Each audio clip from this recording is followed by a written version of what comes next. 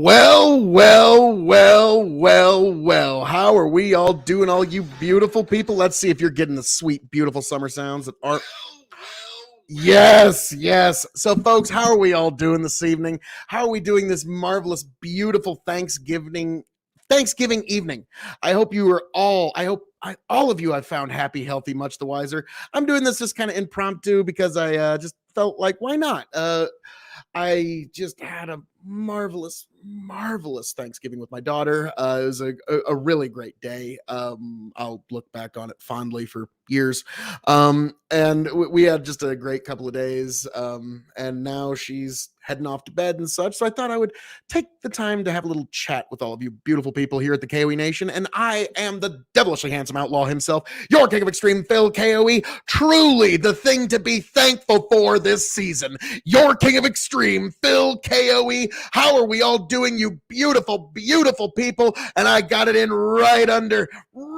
just right at the line with just a few minutes of Thanksgiving left. But this is our Thanksgiving evening stream for all of you beautiful people out there. And if you've noticed, yes, I also let my daughter paint my nails. Okay. So if you see that throws you off, my choices were this or pink, folks. So I made the choices that I could. So, and boy, it turns out nothing takes this stuff off. Like man, I've never had something so attached to my nails before. So, new learning experience. But yeah, she asked me, so I said, what the hey.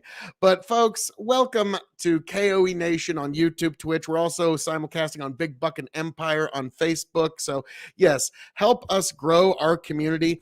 Send this to a friend, like the page, or send stars to help us continue creating this amazing, ascendant, beautiful, astounding content that you can only get right here at the KOE Nation, Big Buck and Empire, and also Revolutionary Wrestling Podcast. We'll get into that a little bit, folks, because tonight we're having us an easy chat. If you got anything you'd like to ask me, anything at all, any subject, I'm totally free, totally open, and I've also sent some invites out to some folks.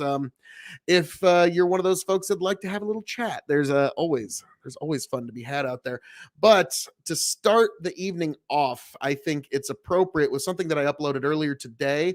This is a poem and prayer by Ralph Waldo Emerson, and this is what we're thankful for, folks. Enjoy.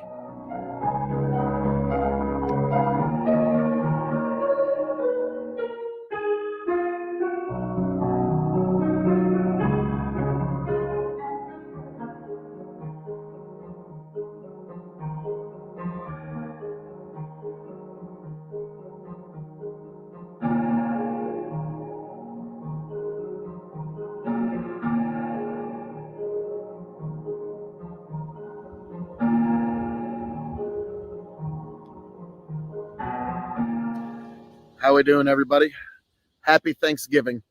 I thought this would be a perfect occasion to read Ralph Waldo Emerson's Father, We Thank Thee. This is his own Thanksgiving poem, if you will, a Thanksgiving prayer even.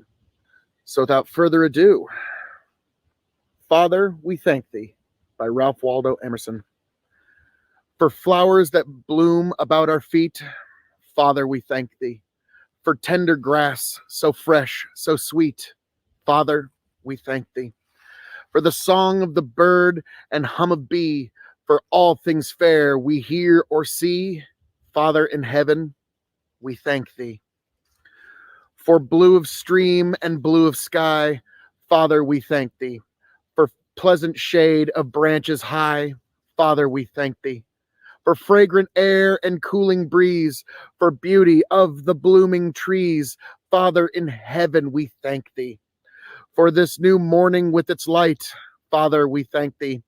For rest and shelter of the night, Father, we thank Thee. For health and food, for love and friends, for everything Thy goodness sends, Father in heaven, we thank Thee. So there you go, folks. I thought that would be appropriate for Thanksgiving. So for all of your friends, family, everybody that you love, and for all you and yours, I hope you have a very marvelous, wonderful, safe Thanksgiving. I hope to find all of you back here happy, healthy, much the wiser. Until next time, I'll catch you later. And of course, Happy Thanksgiving, folks.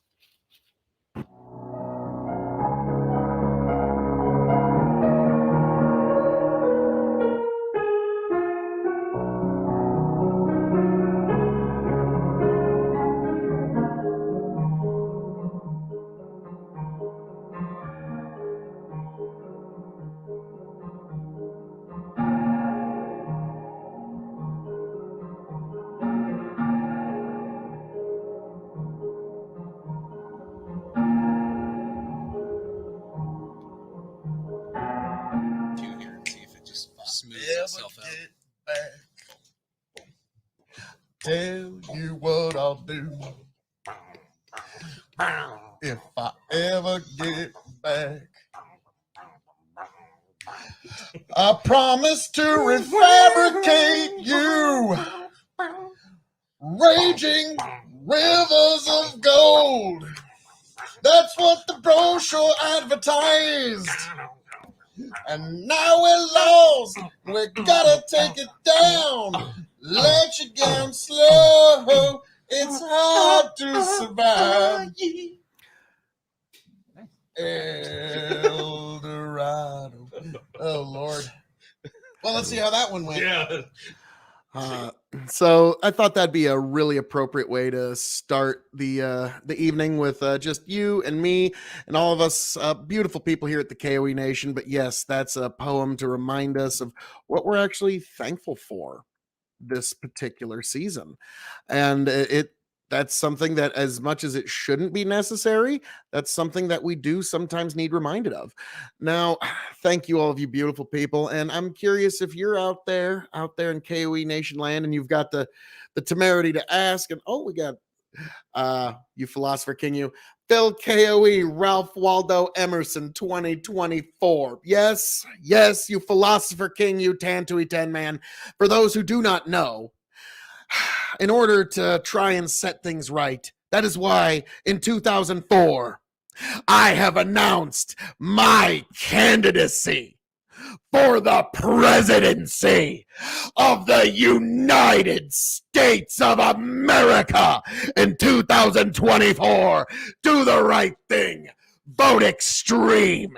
Yes, folks, everybody complains about it. Everybody complains about the things that they want to happen don't actually happen. I'm going to do something about it, and I'm going to run for president in 2024. And as you can see, everyone's begging to be my running mate. And so that's why, yes, you have to do the right thing. 2024, vote extreme. Yes, that will be a campaign that you will get to say, I was there.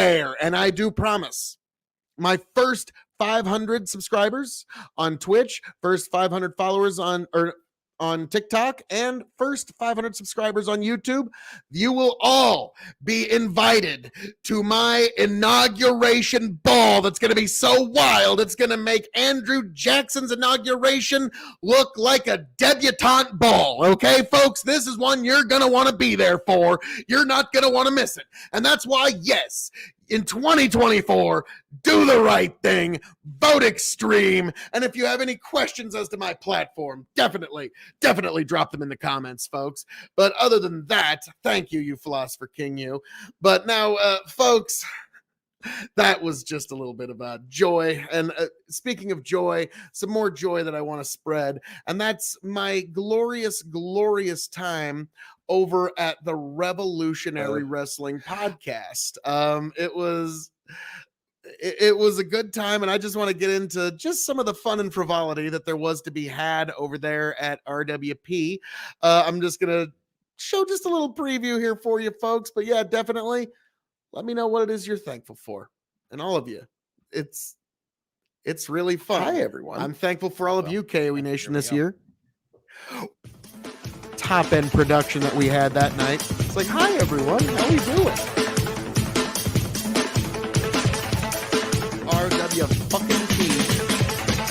Oh, we got a commenter here. Hang on one second. Oh, Shang, but who's going to vote for Trump if we vote for you? LOH, you very interesting. But you know what? We don't know what the Republican ticket's going to look like. Hell, we don't even know what the Democrat ticket's going to look like.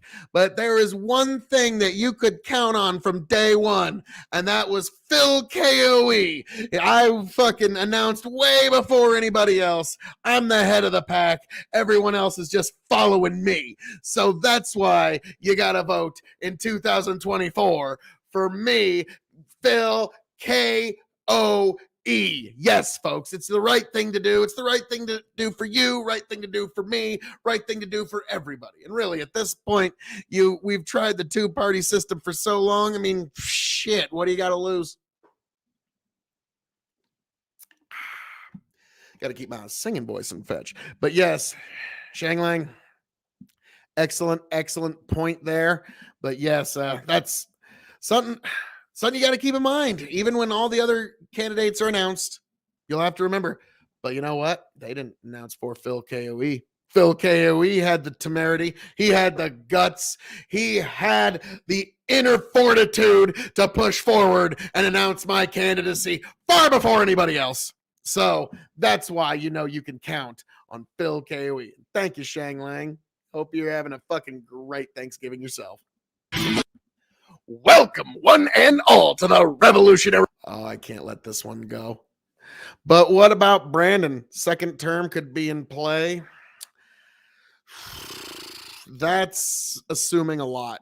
I think 2 years of a Republican Congress, Biden's going to be heading for the hills. I think he's going to do the Lyndon Baines Johnson. I do not seek nor do I accept my party's nomination for president of the United States of America. I could be wrong, and I've been wrong before, but I don't think I'm wrong here. Wrestling podcast for our previews and predictions of Survivor Series. I am the devilishly handsome outlaw himself, your king of extreme, Phil K.O.E., the man of the hour, the man with the power, the man that makes the other podcast cower, the conqueror of the ethereal, the lord of the Scottish Highlands, and one damn handsome man, if I do say so myself, joined by one of the indomitable cast members of the Revolutionary Wrestling Podcast, the one, the only, your champ, Chicken. How we doing, folks? You rapscallion ne'er-do-well. That belt reign ends tonight. It ends this evening here. It'll be the greatest Thanksgiving that we could all have is the Revolutionary Wrestling Podcast coming back here, right here to Phil K.O.E.'s shoulder. That would be something that we would all give thanks for this season.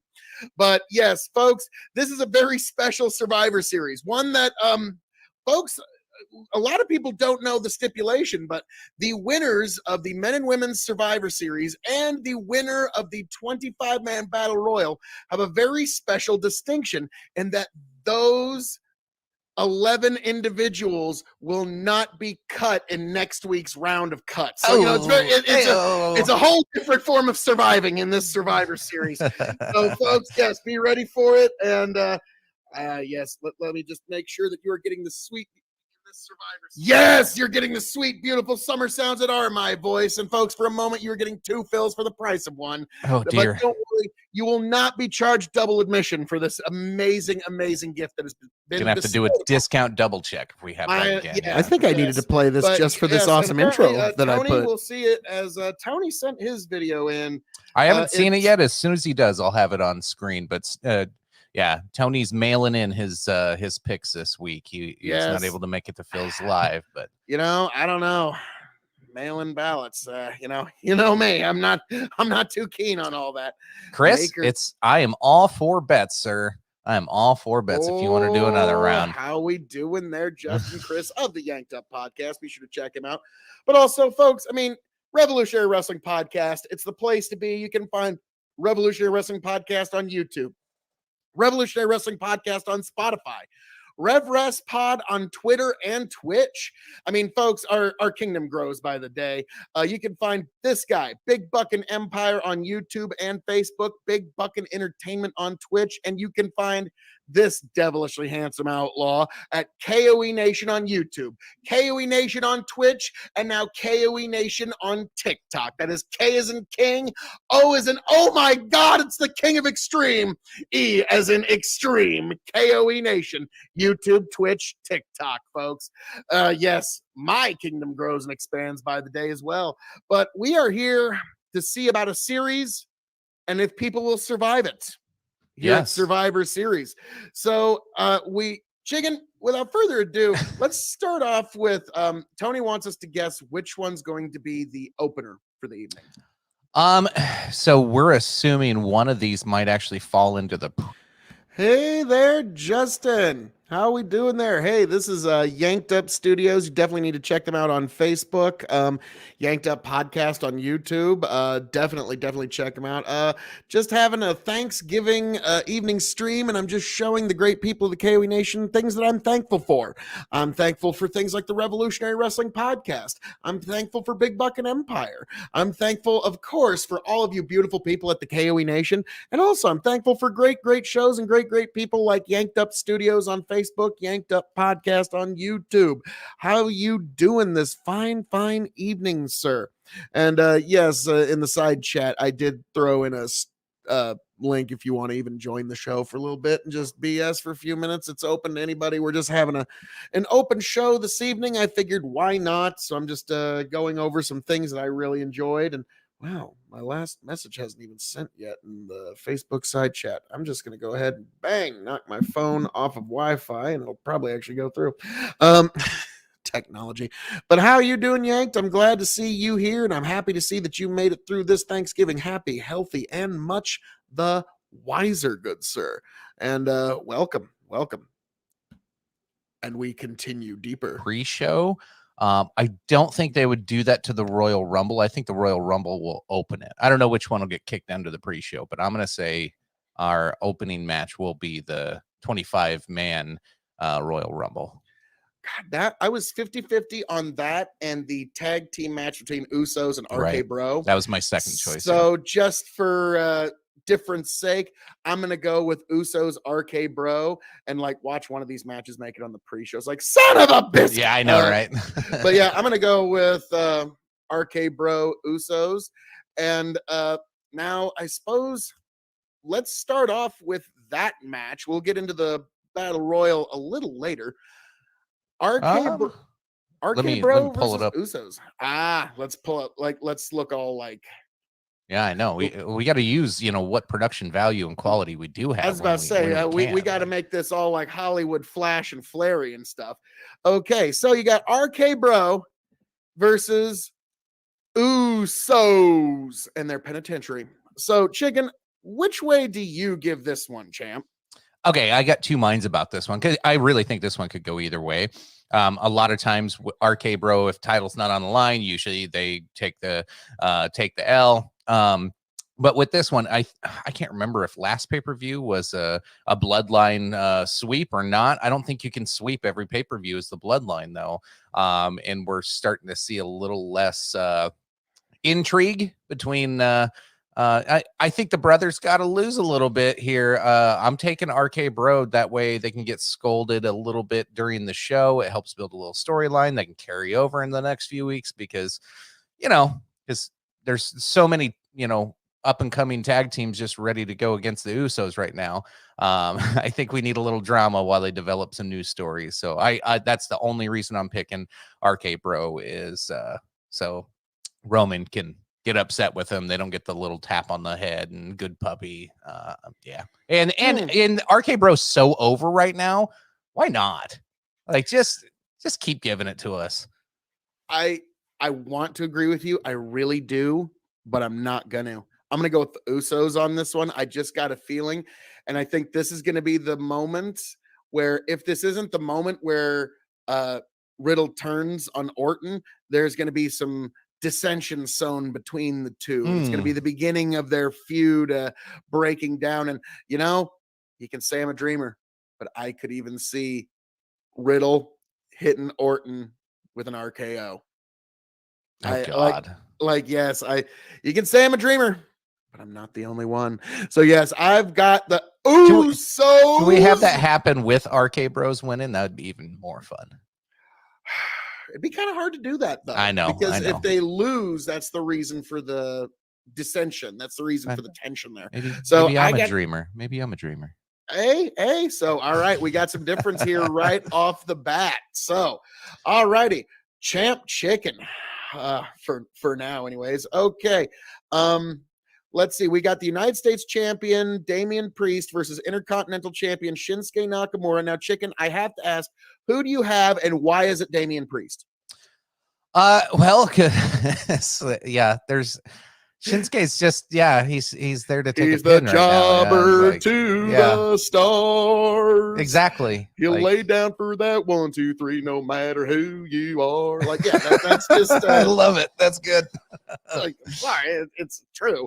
But yeah, I'm gonna have to go with Damian Priest on this one. Shinsuke will help bring him up. Shinsuke's got a hell of a lot of experience. Yeah. And he's a hell of a wrestler. I think it'll be a fun match to watch. I mean, it's certainly not like a match of the year contender. If we were doing confidence picks, this one would be pretty high on Damian Priest. This would be my 3-point confidence pick if we were doing that. Which I think was funny. The last time we did confidence picks, it actually didn't really matter to what the ultimate outcome was. It was the funniest thing. Like, it would have, we even punched the math and it would have come out the same. So it was just another way for us to mind fuck ourselves the whole event. So that's the fun part. Yeah. Yes. Okay. Well, we'll come back to that one. Let's move up to the top of the list since you picked a match like right in the middle of my list here. All right. Raw versus SmackDown men's 5-on-5 traditional Survivor Series elimination match. What do you got? I mean, shit. I mean, you got Raw, you got Seth Rollins, you got Finn Balor, you got Kevin Owens, you got Bobby Lashley, you got the other guy. I mean, I'm good. Sorry. This is like, I'm looking at Ensign Ricky right here. It's like, we got Captain Kirk, Spock, Bones, and Ensign Ricky. Guess which one ain't coming back? Like, Ensign Ricky's gonna go. And then you turn over to the SmackDown side, and it's like, other than Drew and Jeff, look at this team of jobbers. Yep. Okay, like, so I'm sorry, this is gonna be a Raw win. There's no way it can't be. The only exception is Drew McIntyre going nuts and going on a Claymore fucking just spree.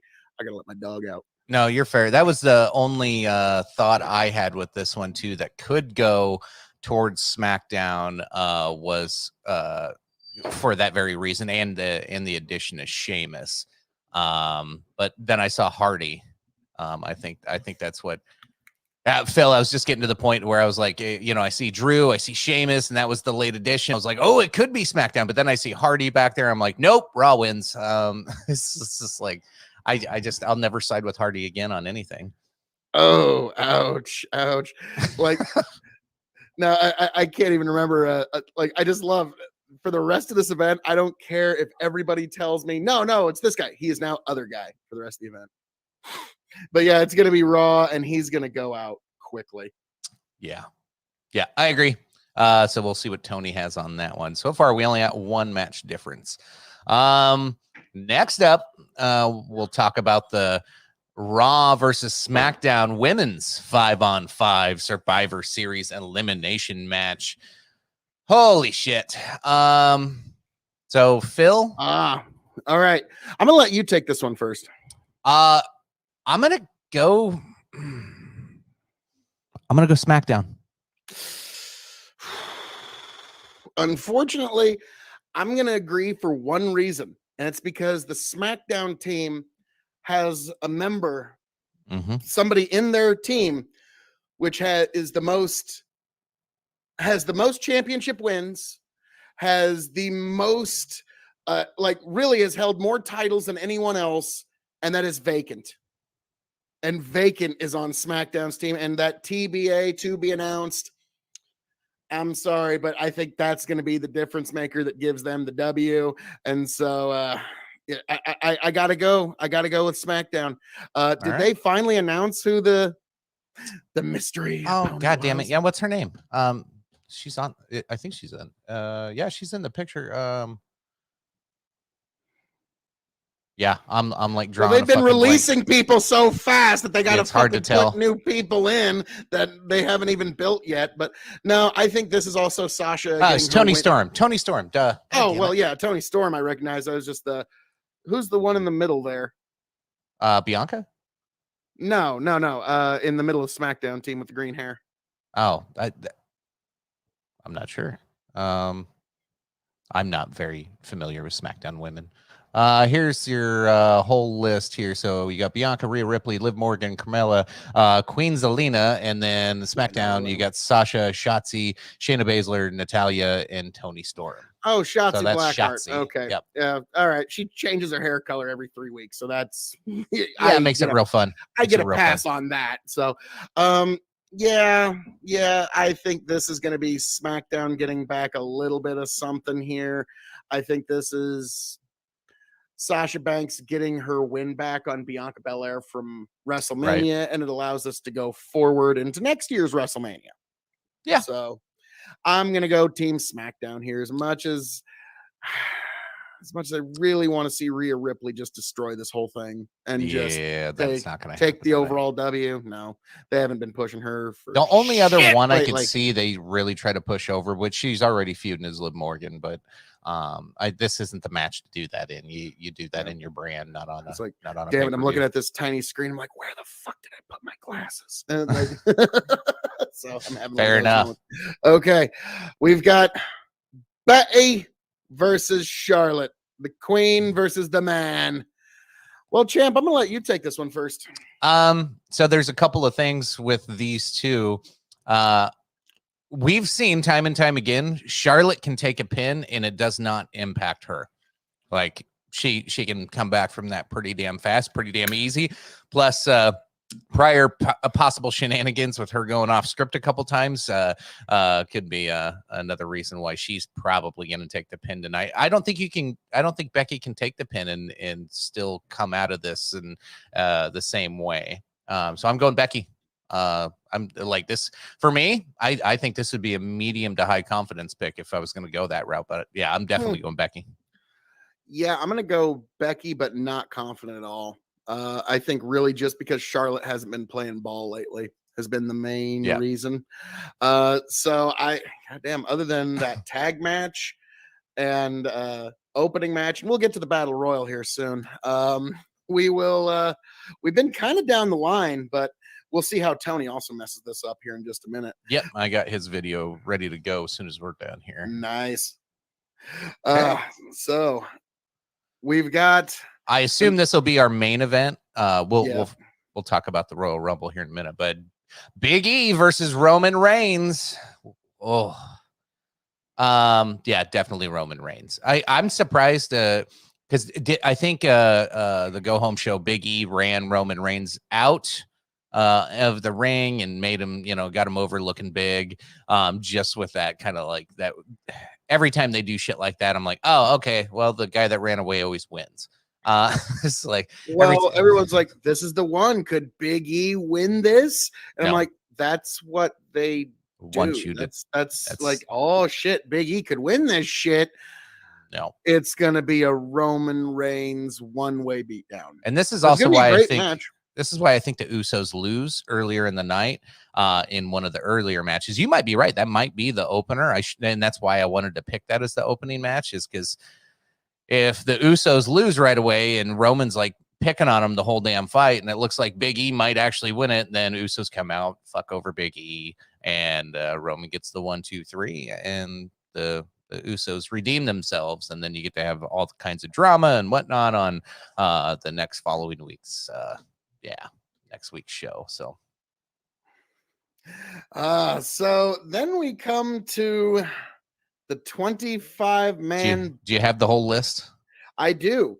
I've got it consists of Ricochet, T-Bar, Mansoor, Cesaro, Montez Ford, Angelo Dawkins, Eric Ivar, R-Truth, Drew Gulak, AJ Styles, Amos, Sami Zayn, Angel, Umberto, Apollo Crews, Commander Aziz, Otis, Chad Gable, Shelton Benjamin, Cedric Alexander, Dolph Ziggler, Robert Roode, Jinder Mahal, and Shanky.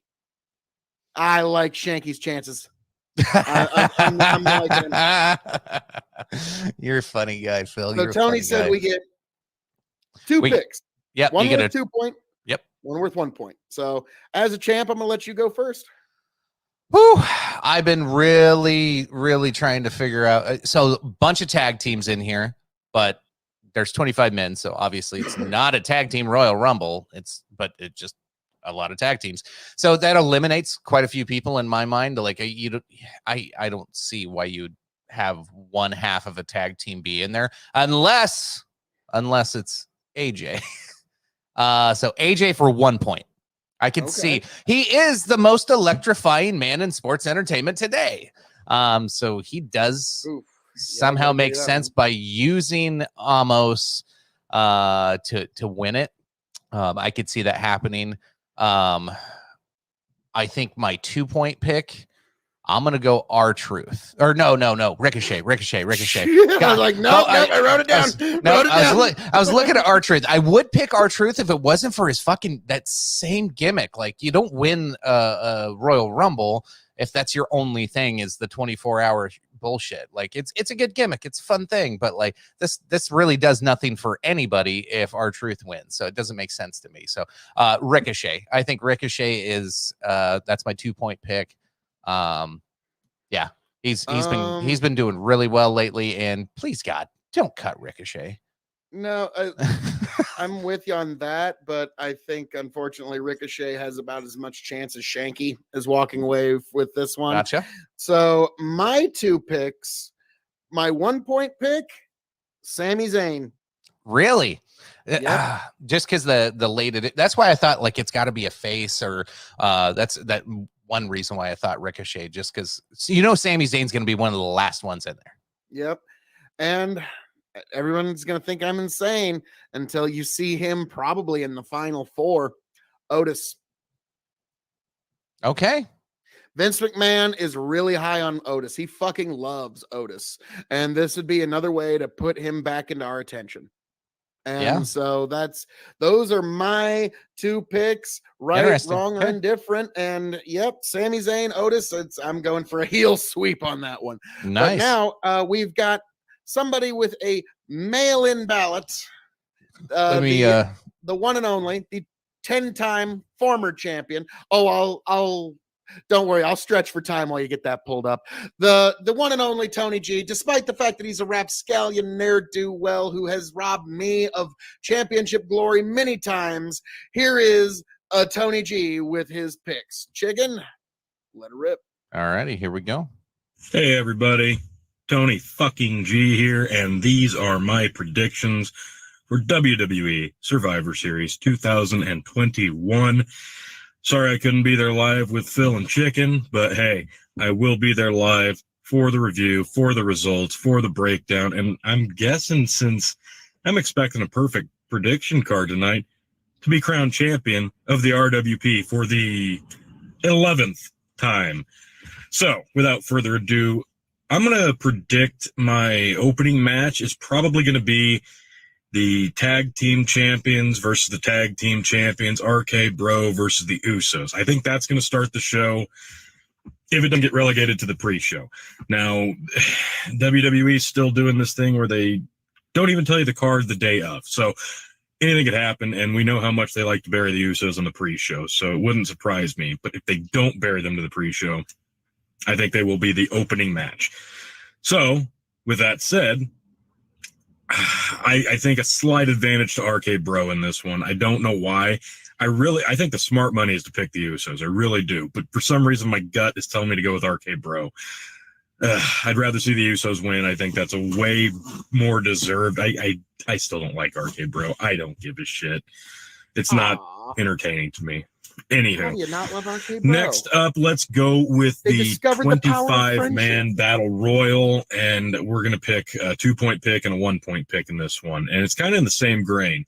My 1 point pick is going to be Omos. I think he's going to be the last man standing. I think they're going to go with something here, some dissension between him and AJ Styles. I think Omos could end up winning, but the reason he's on my 2 point pick is because my 2 point pick is AJ Styles. I think it's going to look like Omos is the winner. My. AJ's going to come back in the ring, dump him over. Hey, man, sorry. It is what it is. It's all, it's just business. Don't take it personal.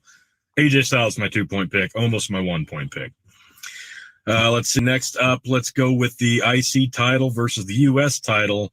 Nakamura versus Damian Priest. And God, I would love to see Nakamura do something worthwhile, but we all know that's not going to happen. Easy Damian Priest victory in this one. I'm hoping for a really good match. This one could burn the place down if they did it right, but I doubt they'll give him the right amount of time. And unfortunately, it'll probably be another dud. But this one should be really good. I'm hoping it's going to be good. All right, let's go with the Women's Championship. Charlotte versus Becky. Now, I think they're working us. I really do. I think they're working us. I think this is all just a ploy. I think they're just trying to hype this thing up. I don't think they're as at each other's throats as this thing's coming off to be. So we'll see. Regardless, doesn't matter. These two know each other inside and out. They're going to have a great match. You know this one is going to be good. But I do think it comes down to if there is some real animosity, and we know that there was between Charlotte and some of the higher-ups, I think that's probably going to come into play here. And for that reason alone, I think maybe a punishment, but not really a punishment. Charlotte's going to eat the loss here. Becky's going to get the win. That's my gut feeling on this one.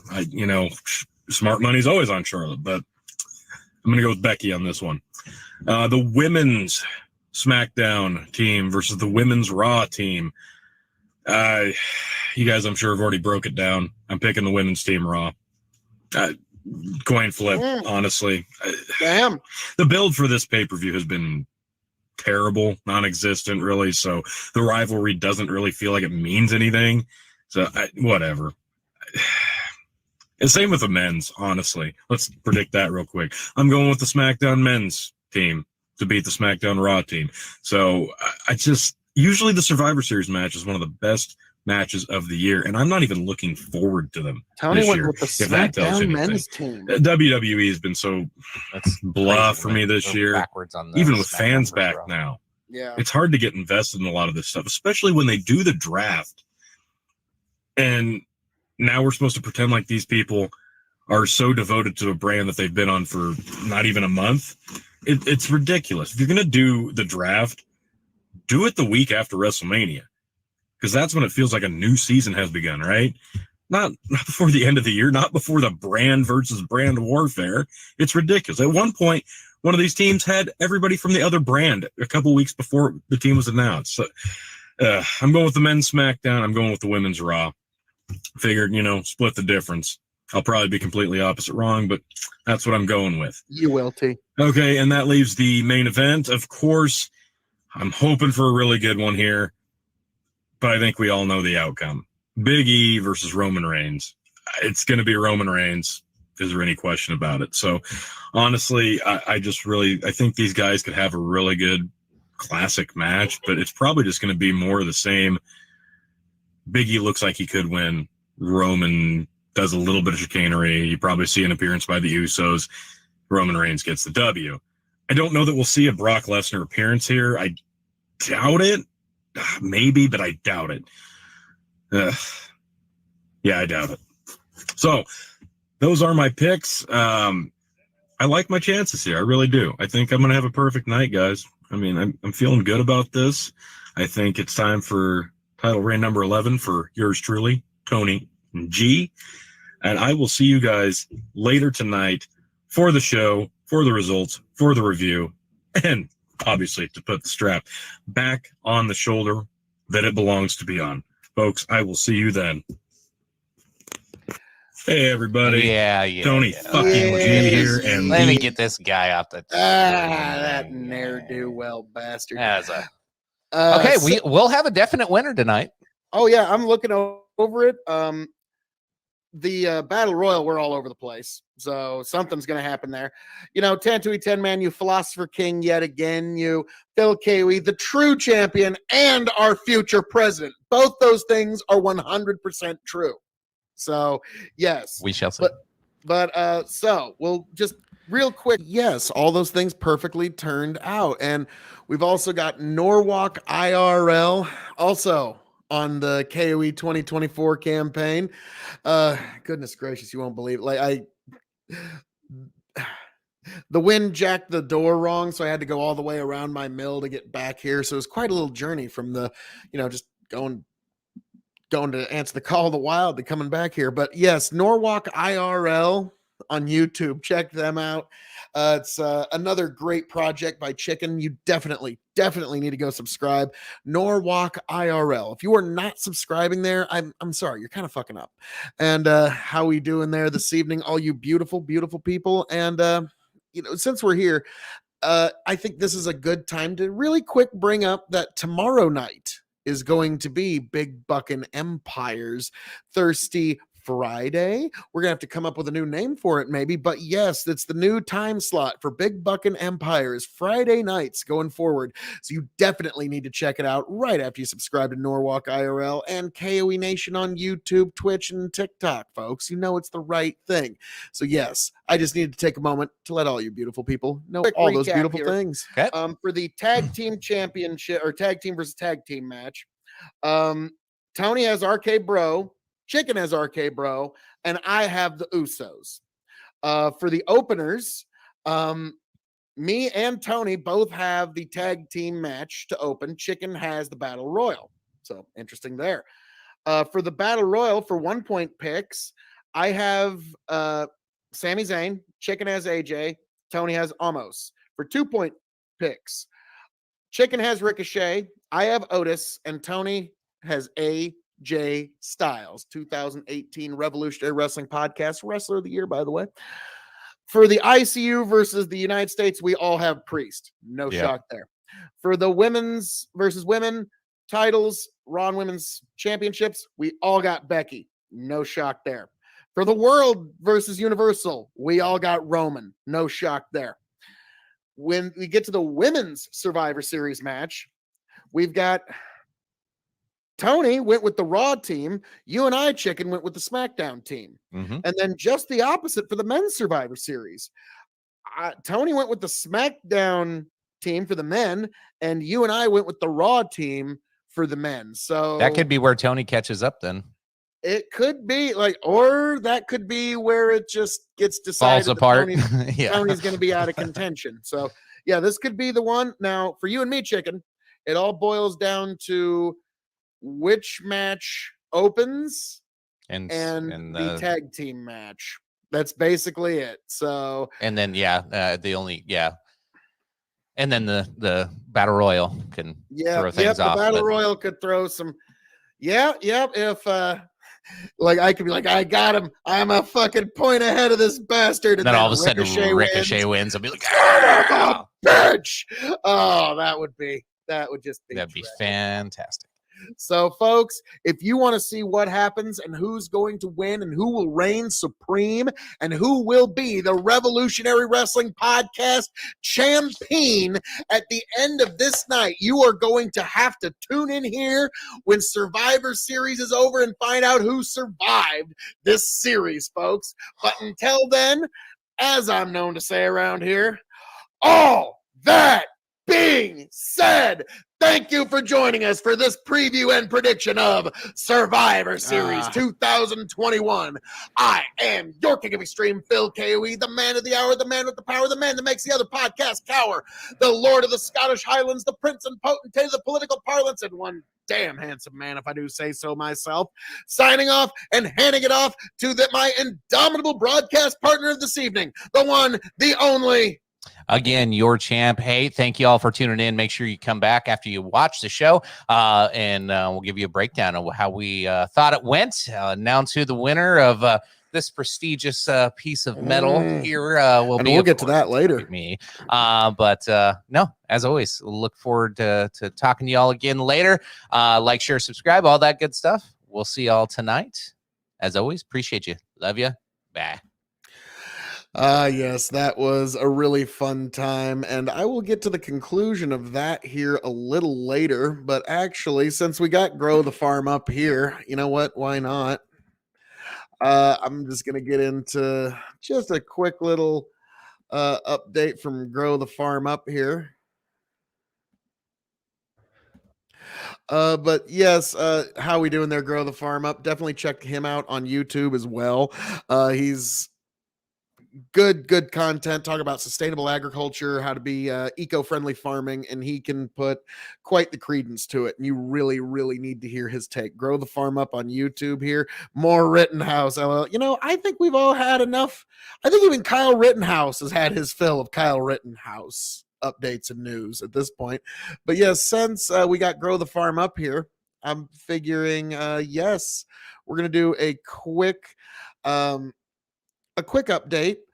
Cut your cash crop inputs with regenerative cover crops, corn, soybeans side by side comparison. So, if this is something that catches your fancy, cover crops and regenerative agriculture, it's a great way to achieve very high levels of carbon sequestration where you're pulling out amazing amounts of carbon out of the atmosphere and putting it into the soil where it now becomes nutrition for the plant. So it's not just out of the goodness of our hearts. There's also a bottom line reason to do it. So it makes a lot of sense. Hey guys, Grow the Farm Up. We're back with a quick cover crop update. What we have here is two different cover cropping strategies that I wanted to show you real quick in order to take the carbon from up there and put it where it belongs, back down here into the soil where it becomes available for crop nutrients, especially with the increased input costs that are coming. I think it's important, and I'm really happy that I've got enough legumes down here that should give me about 100 pounds or so of carbon credits, or excuse me, not carbon credits, of nitrogen credits for my 2022 crop, and a lot of good legumes coming. And we've taken a couple of good frosts, and yet these perennials just keep growing straight through it. So it is the 15th of November today of 2021. This field is a great, I'm out looking today. I thought I'd shoot a quick video here. This field over here, this half of the field over here was in soybeans in 2021. Directly behind the combine, about the 8th of October, this cover crop mix was drilled on 7.5-inch centers. And so we're about 35, 38 days after the drill date. And look at how well it has established. I mean, it's a good looking cover crop, and it should give us about, with the legumes, it should give us about 100 or so pounds of nitrogen credits. So that'll be a little bit less of that $1,000 a ton nitrogen that we have to buy. Now we're going to walk across this end here. That's not a great representation just because it is an end. As we get out into the field here, this is cover crop that was broadcast into a standing corn crop about July 20th of 2021. That's why it's so much taller. We have a lot of the winter peas out here, nitro radishes, soil health mix.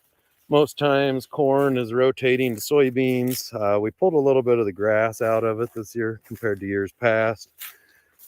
So what you have here is a really good kind of side-by-side comparison.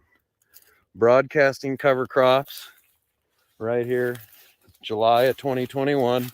This is what they look like November 15th of 2021. We'll come off this end. This is where the isolation was planted, so it always gets worked up. Now right here, you have a cover crop that was drilled in early October of 2021, and it is now the 15th of November, so about 40 days here. That over there has been growing for, let's see, July, August, September, October, November, 4.5 to 5 months. So it's all about taking that carbon from up there and getting it down here into the soil and working on an equation of how to calculate exactly how much carbon do these cover crops sequester? That is the real question. And we've been working on a couple of different things in that regard. Anyway, I wanted to show you guys this cover crop's looking good. Carbon sequestration looking good. Grow the farm up. We got some more videos to come out. Sun's about ready to go down. I've got some work to finish up for the end of the day, but haven't put a lot of videos out lately. Haven't had a lot of time. Hope you found this interesting. Shoot me any questions you got in the comments below. Thanks, guys. Grow the farm up. Excellent stuff from Grow the Farm Up there. And we're going to get a little bit more at Grow the Farm Up's content, actually. And you know what? There's the video right there I was thinking of. But no, you will not get your evil dastardly commercials on, even though it's for something no, I'm not letting you sneak your commercials on here. But here's, God, don't you love when you got to play that game? But here's another video from Grow the Farm Up, and it's things that we're thankful for. And I've got another video coming up after this one that I'm also going to do. That's just something me looking back that I'm thankful for. But this is a video Grow the Farm Up did with, and this is my dad in the video, shares a lifetime of soil health experience with the channel. Must watch. And yeah, definitely check this out. And luckily, Gramps the Farm Up has a lot of equipment, so he's going to be making some of his own videos. So anytime now. Run my father down, Brad Lauber Sr. Okay, guys, Grow the Farm Up. I finally got a chance to run my father down, Brad Lauber Sr., who's been the brainchild behind our regenerative farming program for the last 20 years. I'll let you take it away, Dad. Look at that soil, coffee grounds. We're planting today. It looks moist. I kicked up the HD. We're planting into this. Look at this. And we're getting a good seed bed. Good decomposition. And you look, we planted 13 varieties. I'm trying to, here's some lentils. Here's wild mustard. That's a Austrian winter pea. These are Forbes, hairy vetch. Just to name a few. Clover. There is clover, yes. If you got to dig down, you can find those. I've just been simplifying it, calling them the legumes and cool season grasses, but that is the science behind it there. This guy has not applied anhydrous ammonia since 1982, 84, and has been working on biology, soil science, and regenerative farming since the 90s, since before it was cool.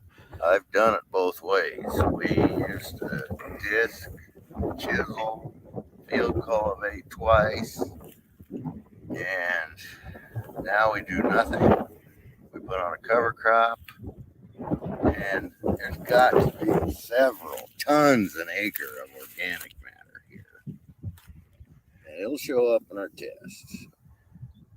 I would not hesitate to suggest that we have actually created an 1/8 or a 16 inch of topsoil, because this cover crop was broadcast on in late July of 2020. It was not planted, it was broadcast into a standing cornfield and has not been touched since, other than we mowed it once with the shredder. Now we're planting directly into it. And look at this soil, folks. This is like peat moss that you would go buy. This looks much different than a lot of the rental ground we farm on. If we had a spade, I can't believe we don't. What kind of farmer doesn't have a spade, Dad? One that his sons take them all the time. Well, he's got such good shovels. We might steal them from time. Sorry about that. You can see worms in every shovel. Probably 5 or 6 of them. We dig up and kill more worms when we dig for seed to see where it's getting placed than we do find seeds.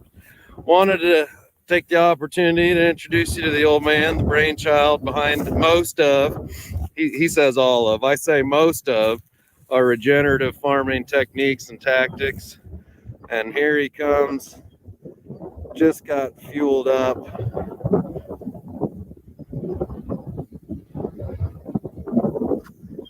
And look at that, we are drilling directly into this with a 7.5-inch Great Plains drill, high nutrient dense soybeans. 7.5-inch rows. 7.5-inch rows, 40 foot wide.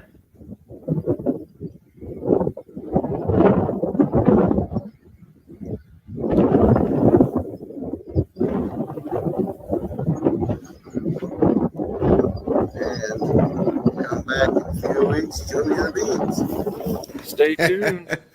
Come back and check out and see what the result of this is. All right, guys, grow the farm up.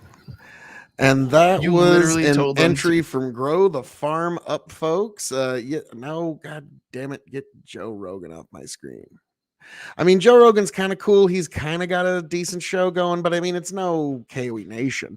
But yes, Grow the Farm Up says this field yielded 122 bushels per acre of seed soybeans in 2021. So it worked, folks. Wouldn't you like to plant this seed? Something for y'all to consider there at home, folks. But all right, let me get that off of there. Damn you, Joe Rogan. You found a way to sneak onto my show, even regardless. Hang on. I've got it. Perfect. If I can find this video. There's one that I do want to play here that it'll take me a second to find it, but oh Lord Almighty. So oh my goodness. So I'm just curious, what is it that you're all thankful for? Commotion. It's gonna take me just a moment to find, folks, but I'll get it. It was one that I recorded back in June, so it shouldn't be that hard to find. But yeah, this Thanksgiving, this whole season, it's been quite a year, folks, hasn't it? Happy 4th of July. So yeah, we're getting close. We're getting close. Oh, but yeah, it's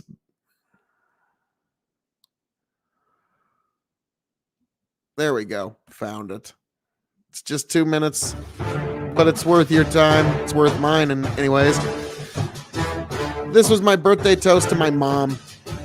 So I wanted to add this to what I'm thankful for this year. Happy birthday, Mom.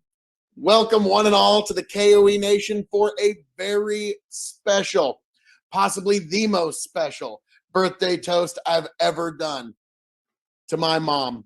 Happy birthday, Mom. You know, I can't tell you just how great it is. My mom watches every single video I do. She watches whatever I put out on the net, and I can't tell you how great it is to know that no matter what, I always got that one fan. So thank you, Mom. Love you, Mom. Yeah, and it's her birthday, so I figured what would be the best gift of all but a gift and salutations from the K.O.E Nation, of course. So the reason I'm picking Maker's Mark is because this would be a bottle that would typically be found around Grandma and Grandpa's house. And so I thought Maker's Mark would be very appropriate for this particular toast. But Mom, for putting up with me, for going through all the trials and tribulations, I realized I was not the easiest kid to raise. But for all of that, despite all that, thank you. Love you, Mom. To you.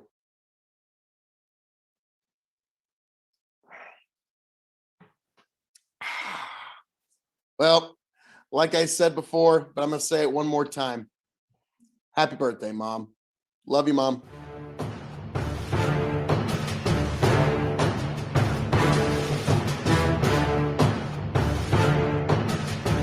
And how are we doing this evening? I mean, we are now joined by, high-ranking official within the Big Bucking Empire, the one and only Chicken. How are we doing, sir?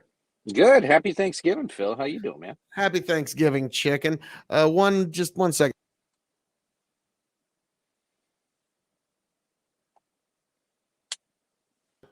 I just thought I heard a commotion, but No. how you been, man? Good. Got all fat and happy on turkey and got a nap in, and now I'm working. Working. Yep. I gotta put the quotes in it. But hey, so you got kind of a crazy schedule, and it's all coming to a head here, like in a matter of hours. The great Black Friday. Yes. Yeah, it's not what it used to be. It's.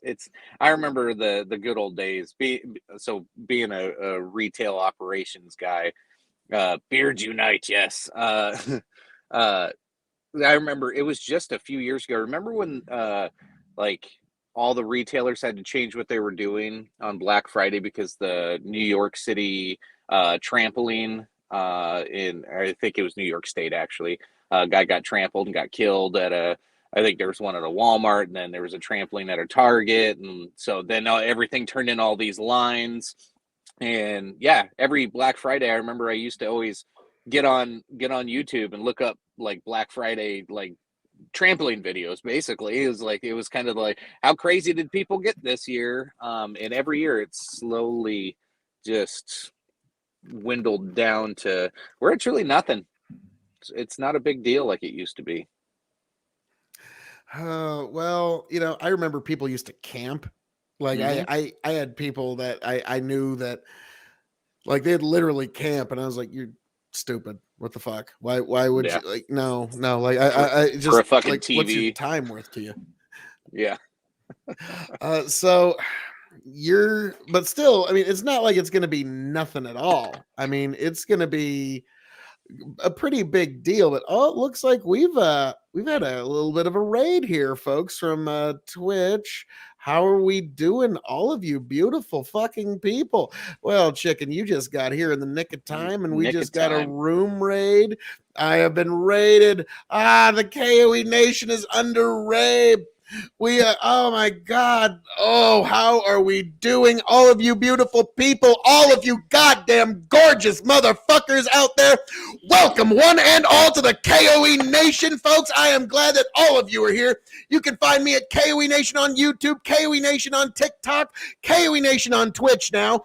Folks, I am very much on brand. Thank you for this beautiful raid, all you beautiful people. I am joined here by my good, indomitable broadcast partner, Chicken of Big Buckin' Empire on YouTube. Definitely go to Big Buckin' Empire on YouTube if you want some even more beautiful KOE content, folks.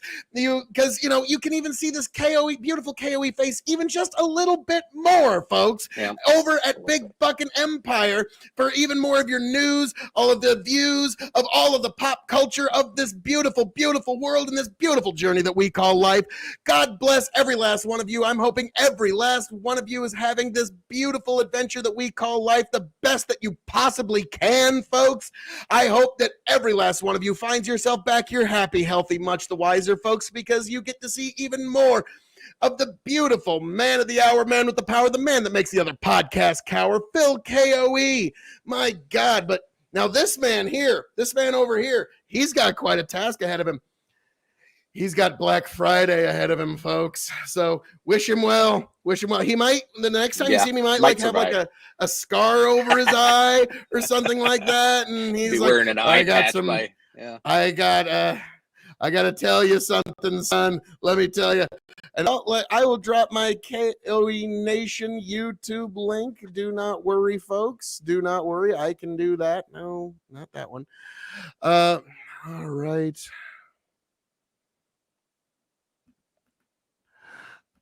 But yes, beautiful, beautiful people of the KOE Nation. I'm glad that all of you beautiful people have decided to come here for this Thanksgiving. And I know that Phil KOE is what you are truly, actually.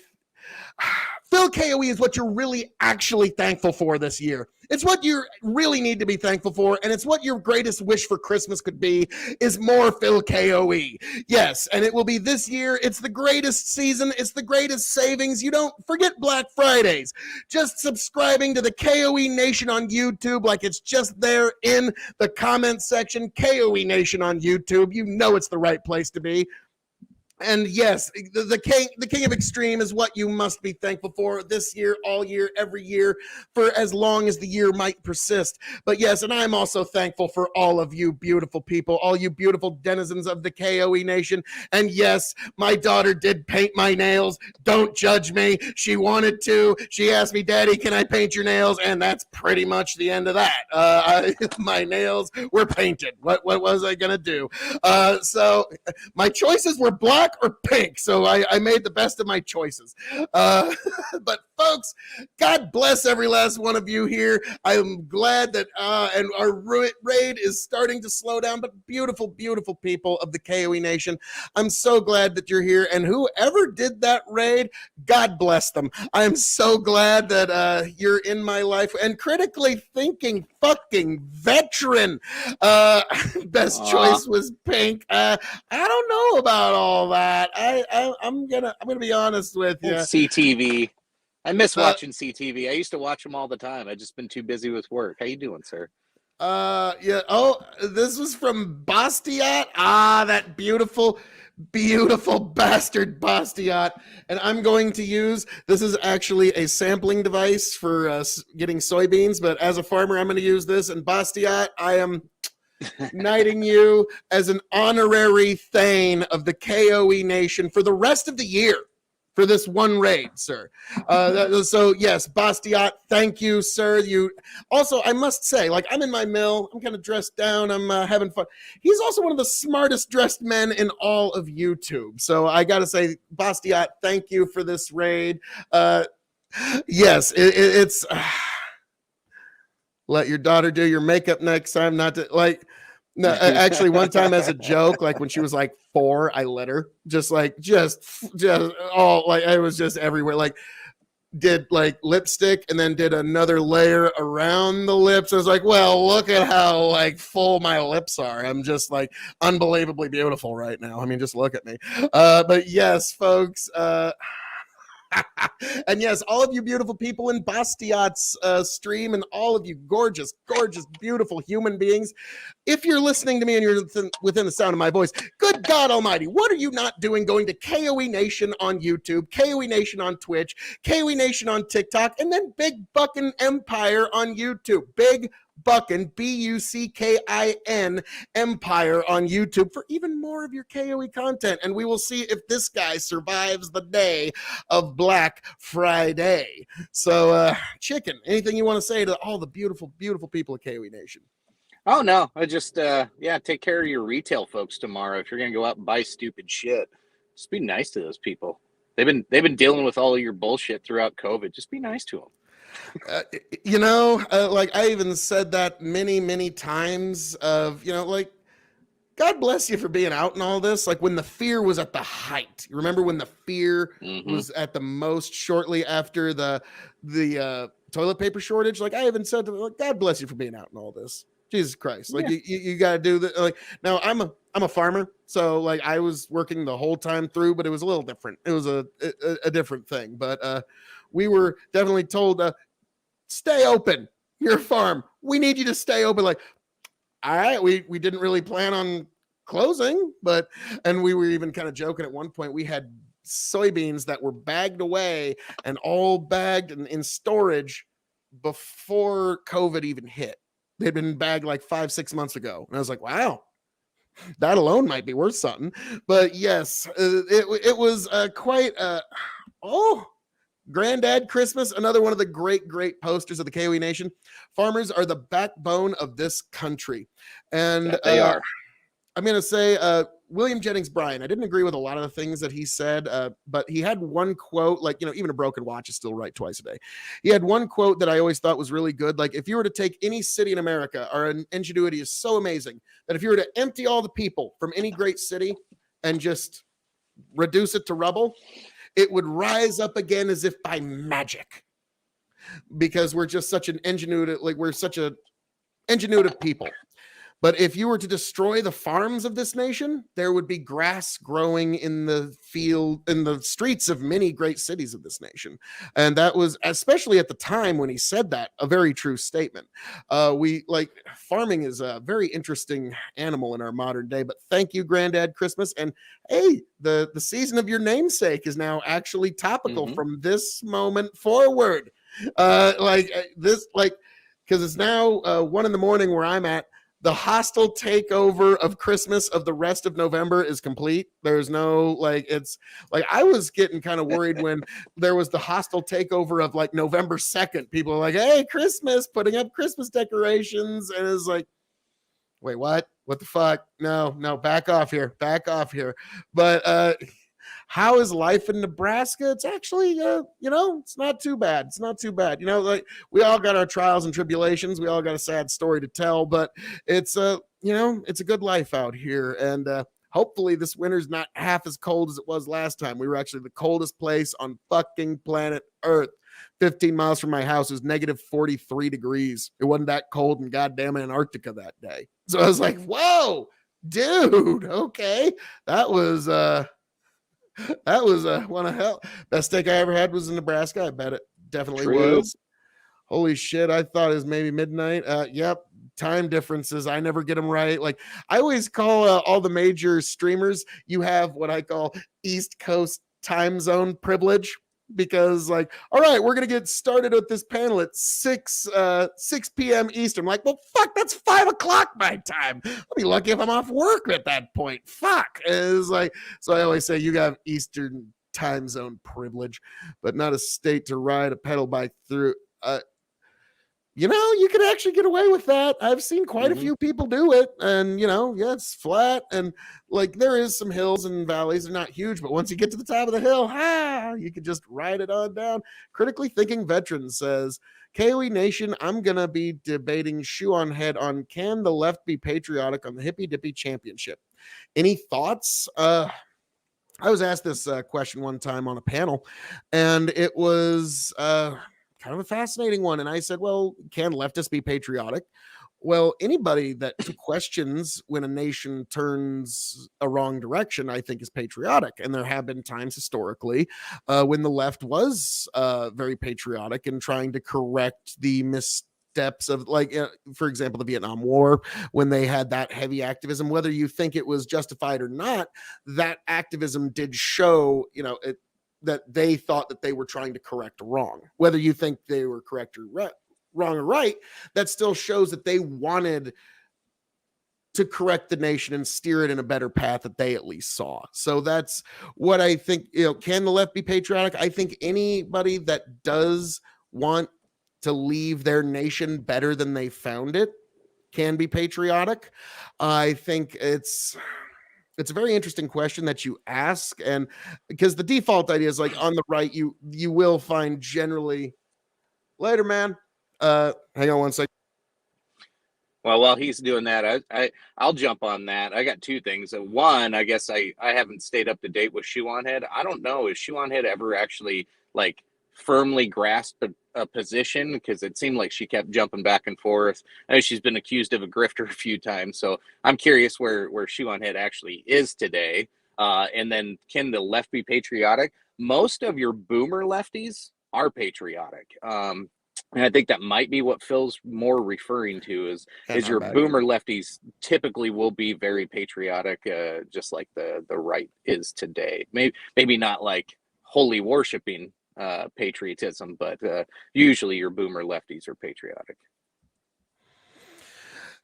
That is a very interesting point. Like I said, that you can find patriotism anywhere, but it's just the idea, like on the right, there is generally, it's kind of conceded that, you're going to find, if you take 10 righties versus 10 lefties, just generally, you're going to find more patriotic folk. Yeah. If you see an American flag magnet on the back of a car, more than likely they're Republican or they're a boomer lefty.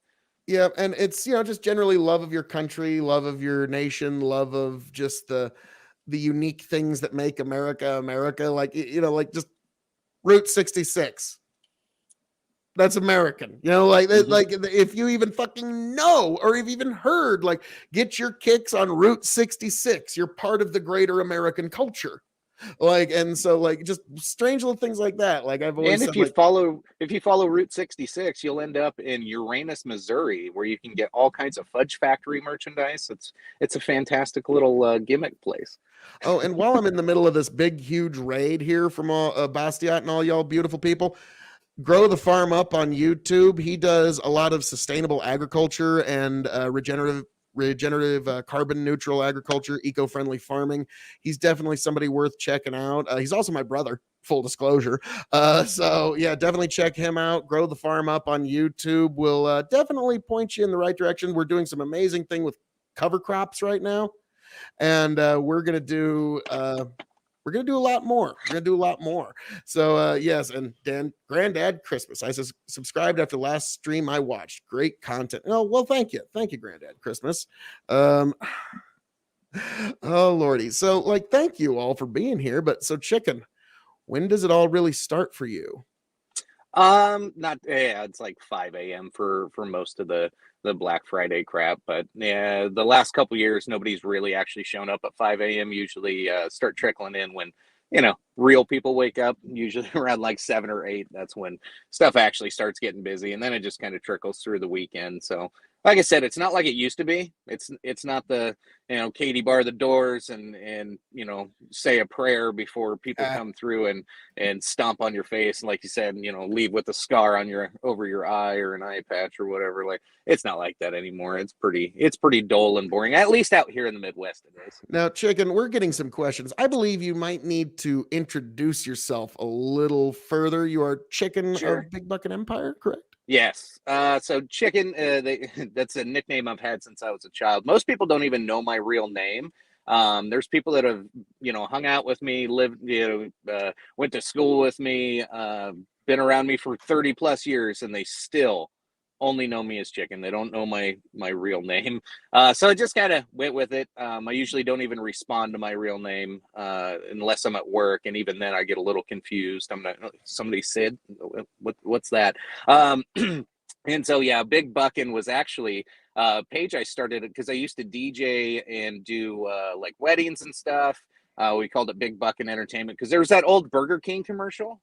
I remember you are big. You are Chicken, and we had that really old one.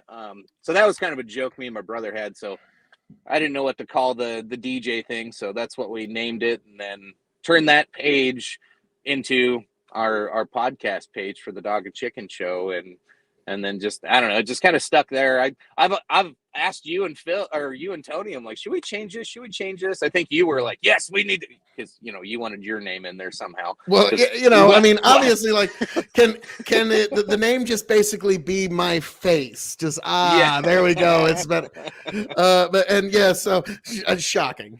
But Big Buckin' King of Extreme is really fucking awesome show. I mean, like, but one other thing I wanted to get into, Grow the Farm Up with this cover crop practice. I don't know if this is something that appeals to anybody, but it keeps the field green 365 days of the year until it's covered in snow. But even then, there's organic material under there.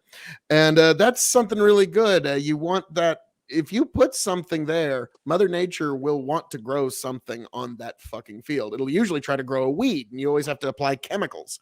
So you cover the field with this cover crop, and now you don't even have to apply chemicals to the nearly the same rate, even if you have to at all.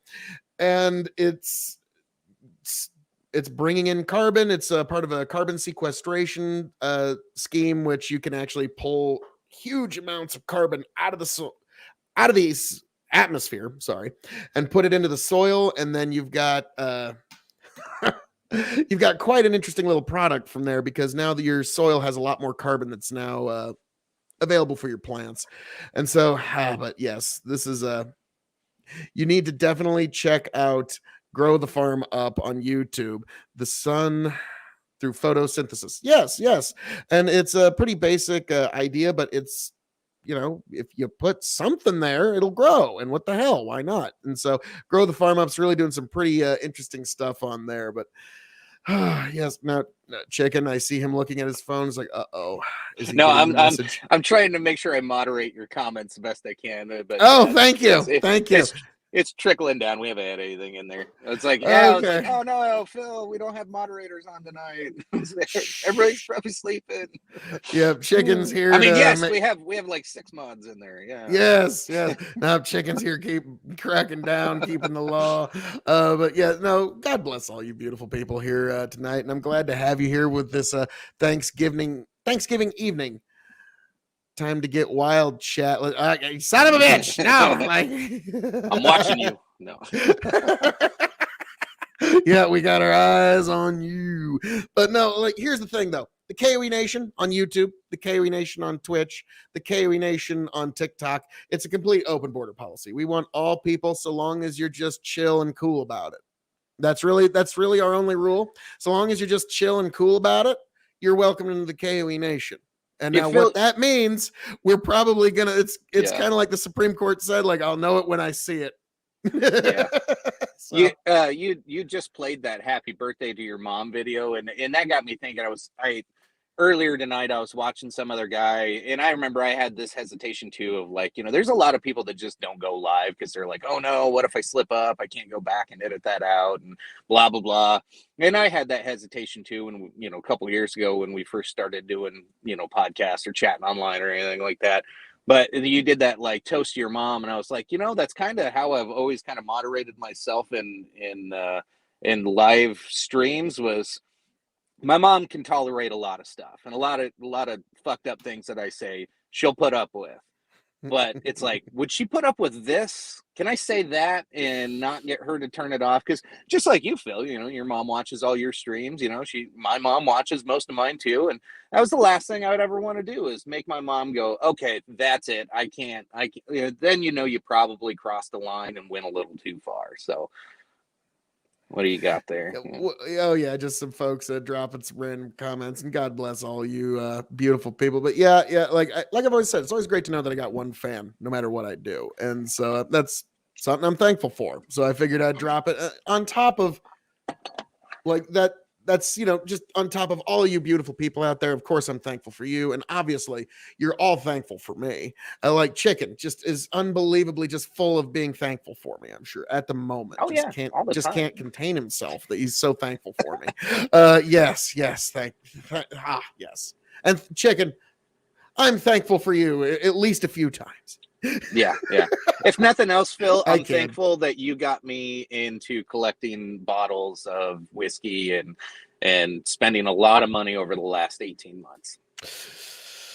Yeah, it's been pretty fun though. I mean, my wife's really grateful too. Every time I'm sneaking 2 bottles into my house when I get home from work, she's like, "What do you got? What do you got?" No, I don't it's have really good scotch. Trust me. No. I don't have one. What are you talking about, honey? Have I mentioned how beautiful you are tonight? Start dropping that. So, oh my God. No, now it's turned into. Well, I seen what you took down there. That means I can buy this new rug or this new table runner, and it's like whatever. Order what you need. Now, Chicken. We just got one hell of a question here. What kind of whiskey you sip? I'm kind of liking rye lately.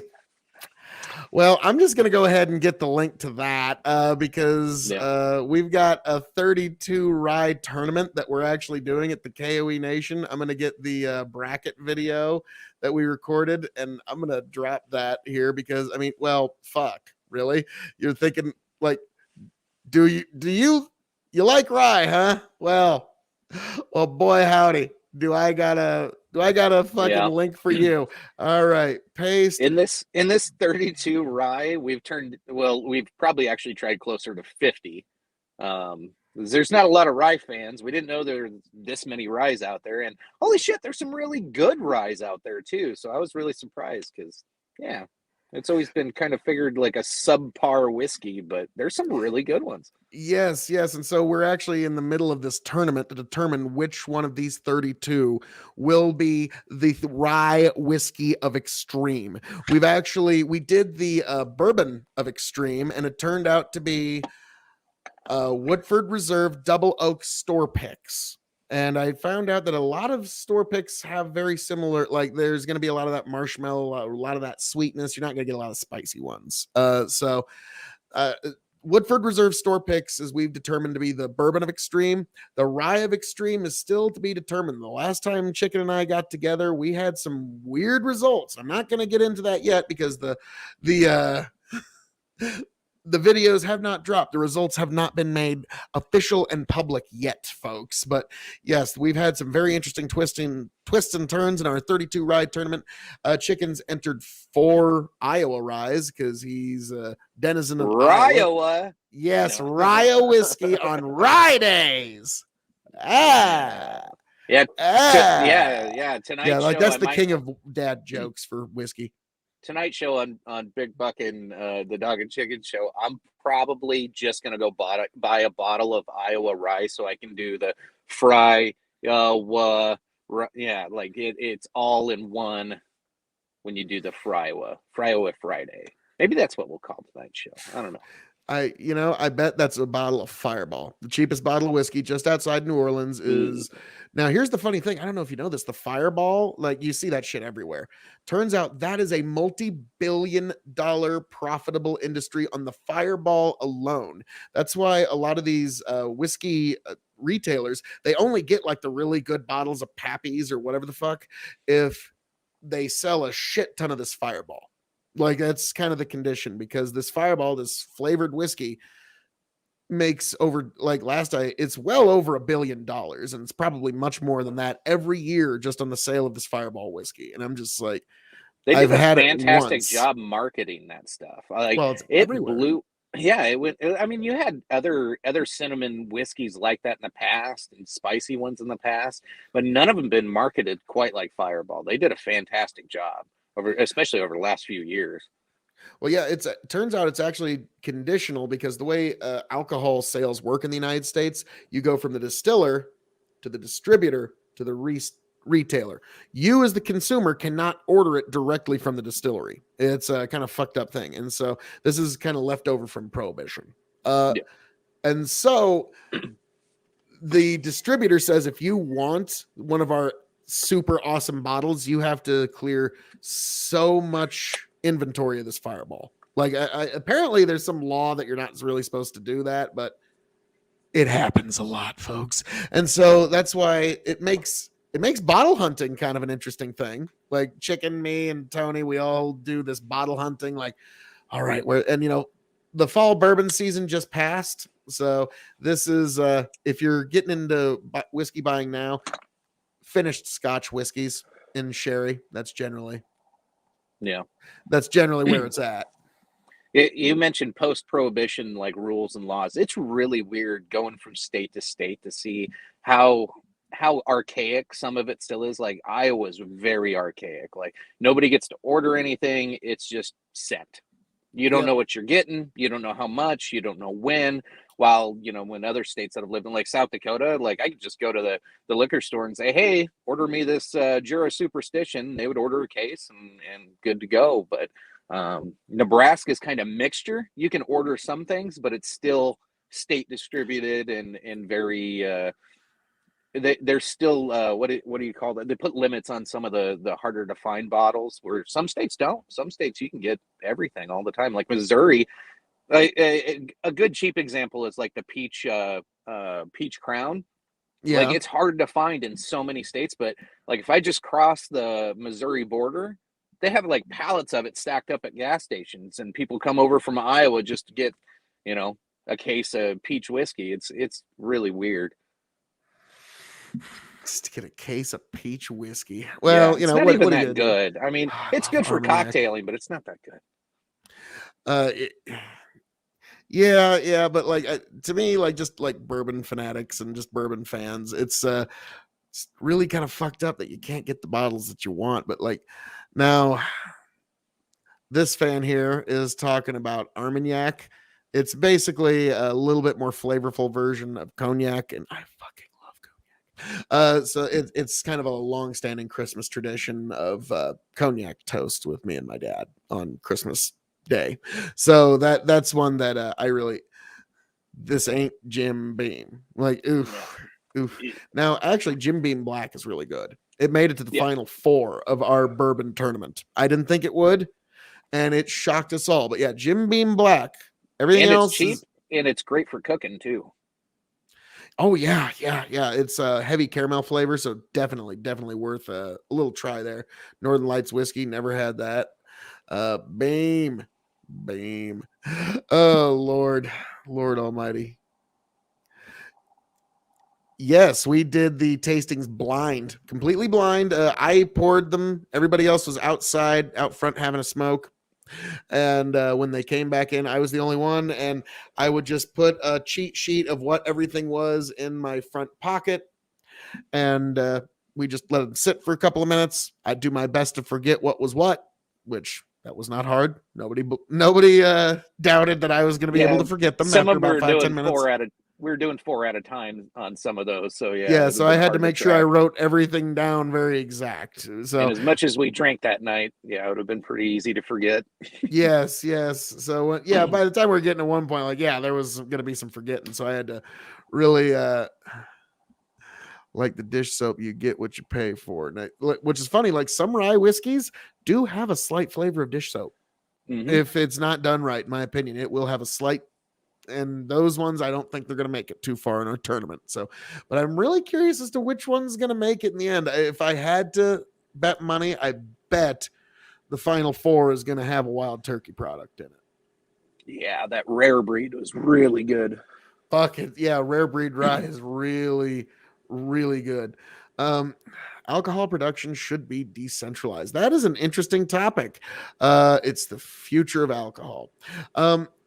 To me, I think at one point you're going to have direct ordering from the retailer, and at that point you're going to have a big change in things. Like at that, like I don't think the store that will remain nameless at this moment that you work for. I'm sure I'll accidentally blather it out in the next few minutes. But I've done it like 10 times already. Sorry, man. I know. But he's like, and it's not even like, that's kind of funny. Chicken's not even like, no, it's all right, man. It's cool. It's just I know.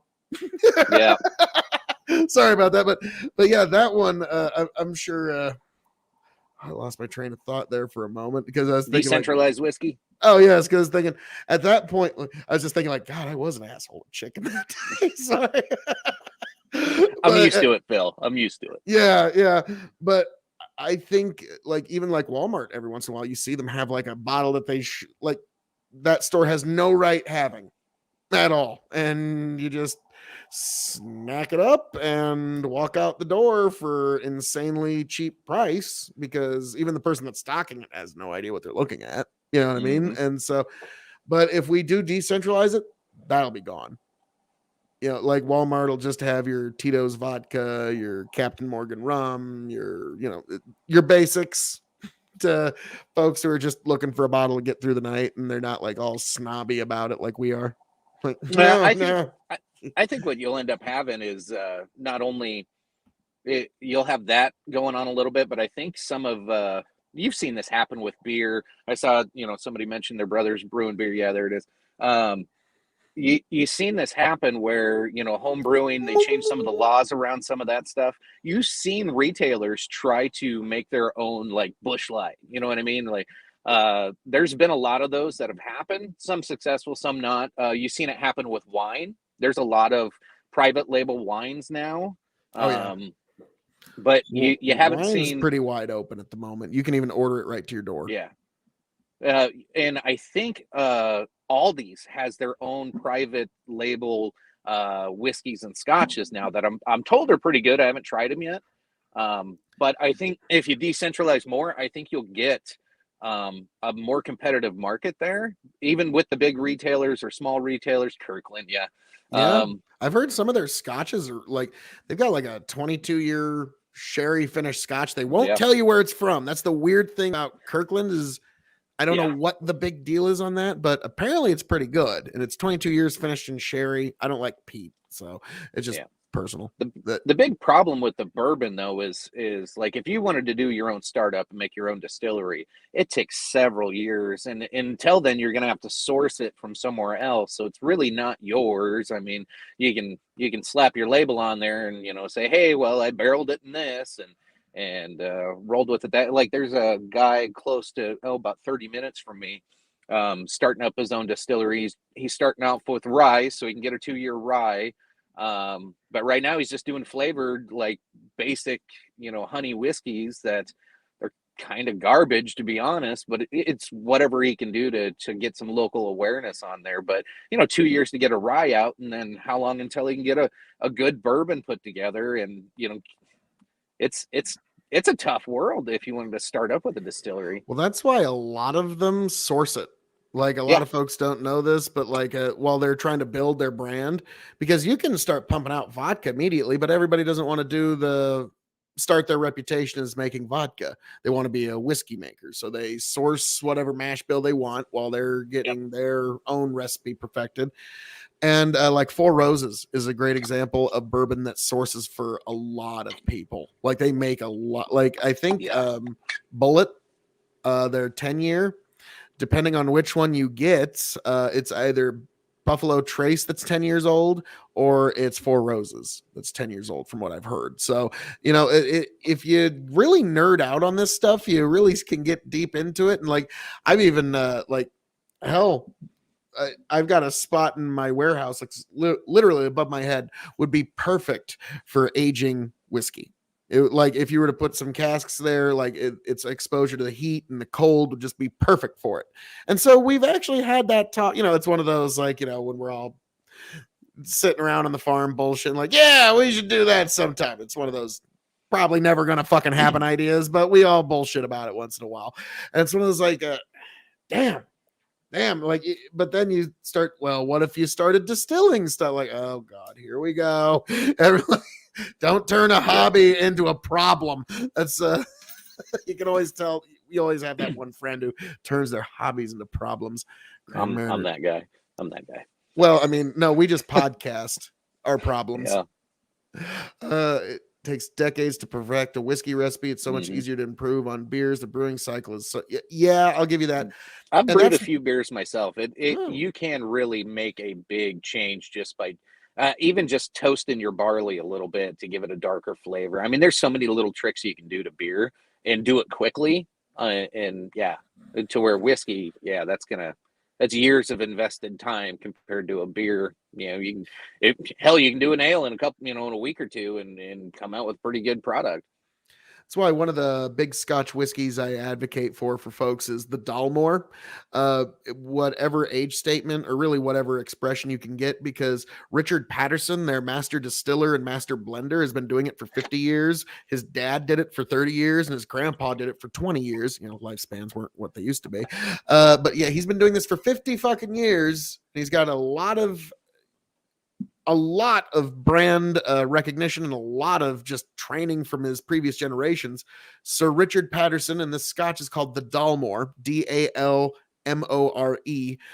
And the reason I say definitely pick it up is because when he retires or passes, the product's not going to be the same. It's not going to be the same high quality that you're used to now. So it's one of those that it's here now and it's not going to be here forever. So, it's definitely something that you need to check out. Oh, good God. Grow the farm up. How much can Kyle can a Rittenhouse write if a Rittenhouse could write to K.O.E? Like I said earlier, folks, like he's like, well, Phil, you got any more Rittenhouse? I think even Kyle Rittenhouse is probably a little tired of Kyle Rittenhouse at this point. I think even he's like, nope, I would totally like to just fuck off and go away. So I think like, yep. I think he's even a little tired of that. But like, it's one of those, how much wood could a woodchuck chuck if a woodchuck could chuck wood? Well, as much wood as a woodchuck would want to chuck if a woodchuck could chuck wood. Like, I mean, come on now. The answer's so apparent. Why wouldn't you just think of that immediately? Well, Phil, I gotta go. Just got a text. I gotta go drive an hour and a half to go make sure somebody doesn't screw something up. So it's on duty calls. So Chicken, good luck to you. I hope that you fucking live through this. I hope you survive, my good sir. I just need more coffee. I'll be right. Oh, Black Friday. Hopefully you Mhm. make it through. We'll see if you got the scar on it. Yeah. Uh, I good might just go grab some of that Halloween stuff. I think I still have some of that scar tissue left that you can put on. I'll wear that for the show tonight when we come back on. Yeah, check out Big Bucket Empire on YouTube, also Facebook Big Bucket Empire, and we do have a Twitch channel, Big Bucket Entertainment. We do throw it on there. Not a whole lot of people watch that one, but we get a little racy. It's pretty right leaning show, but it's fun. It's all in good fun. We just like to shit on people, especially the chat. Come on over. Play some drinking games with us. It's always a good time. But with that said, peace out. Alrighty. Thanks, Phil. Have a good night, sir. Yes, thank you. And yes, Chicken, thanks for being here, man. God bless. Take care. And yes, that is Chicken. Holy hell, it's the Phil and Chicken Show. Get on Xbox, please. That's pretty funny. Phil sipping liquor straight from the bottle. Now that's extreme. No, I generally don't. I don't like doing that. I don't like people who rip right from the bottle. I was drinking tea at the moment. Like I will like sip on like some wine or something, but this evening, just tea and some, colas and such. But yes. Oh, it's yeah. This is what I use to keep my singing voice in fetch. Me. Oh, that's just when I got a little extra parch on me. But yes, I don't drink straight from the bottle. That usually pisses me off when somebody rips from the bottle. But hey, since I got y'all here, Yanked Up Studios on Facebook, also Yanked Up Podcast on YouTube. Definitely check him out. He's good salt of the earth guy. Is that a Springfield there? No, that's actually a Schmidt Rubin 75x55 Swiss 1911. But good eye. Nobody's ever caught that before. It's my deer rifle. I actually took a huge 10-point buck with that bad boy. So it's more than capable. So yep, I've actually utilized it, and 30 cal slug. It'll do the job. K.O.E Nation, it was Barton Distillery. Apparently they survived losing 9,000. Like, I had heard about that. And that was another one of those bottles that after they had this problem, that was another one that everyone was flipping out about. Oh my God, pick up as much Barton as you can, because the whiskey consumer has a huge what's called FOMO. It's called fear of missing out. And yeah, whiskey consumers are some of the most guilty of this. But yes, folks, this has been more than an interesting little evening for all of you beautiful people to be here, for all of you to drop in and just for all of you to just be enjoying this evening with me.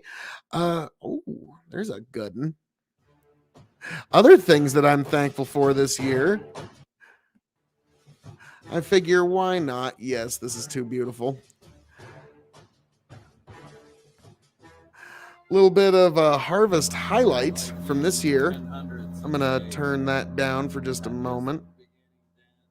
This is commercial corn. It's 9,000 barrels. That's like 500,000 gallons. Good Lord. K.O.E is total whiskey foam. Like, yeah, I do sometimes flip out about certain bottles that I need to get my hands on, and like, oh my God, what if I miss out on that? And what if, oh good Lord. But it's fun. You got to have a hobby. And it's to me, it's really more about the hunt for the bottle than it is anything else. That's just kind of a fun part of it. And I kind of made the observation to Tony the other day that I wonder if this whiskey hunting hobby that a lot of people have, it's not just me, Tony, and Chicken. A lot of folks fucking have this weird hobby. I wonder if this is manifest because of COVID. Like, what the fuck else are you going to do with your time? So you got to have something to do.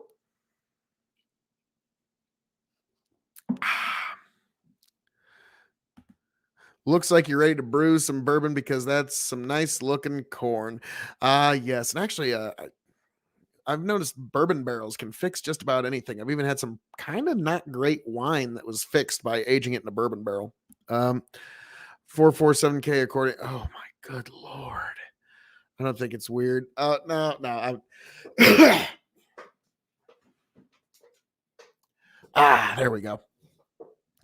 Yeah, you're right. It's not weird, but it's just kind of. I didn't know how else to describe it to people that aren't in it. You know what I mean?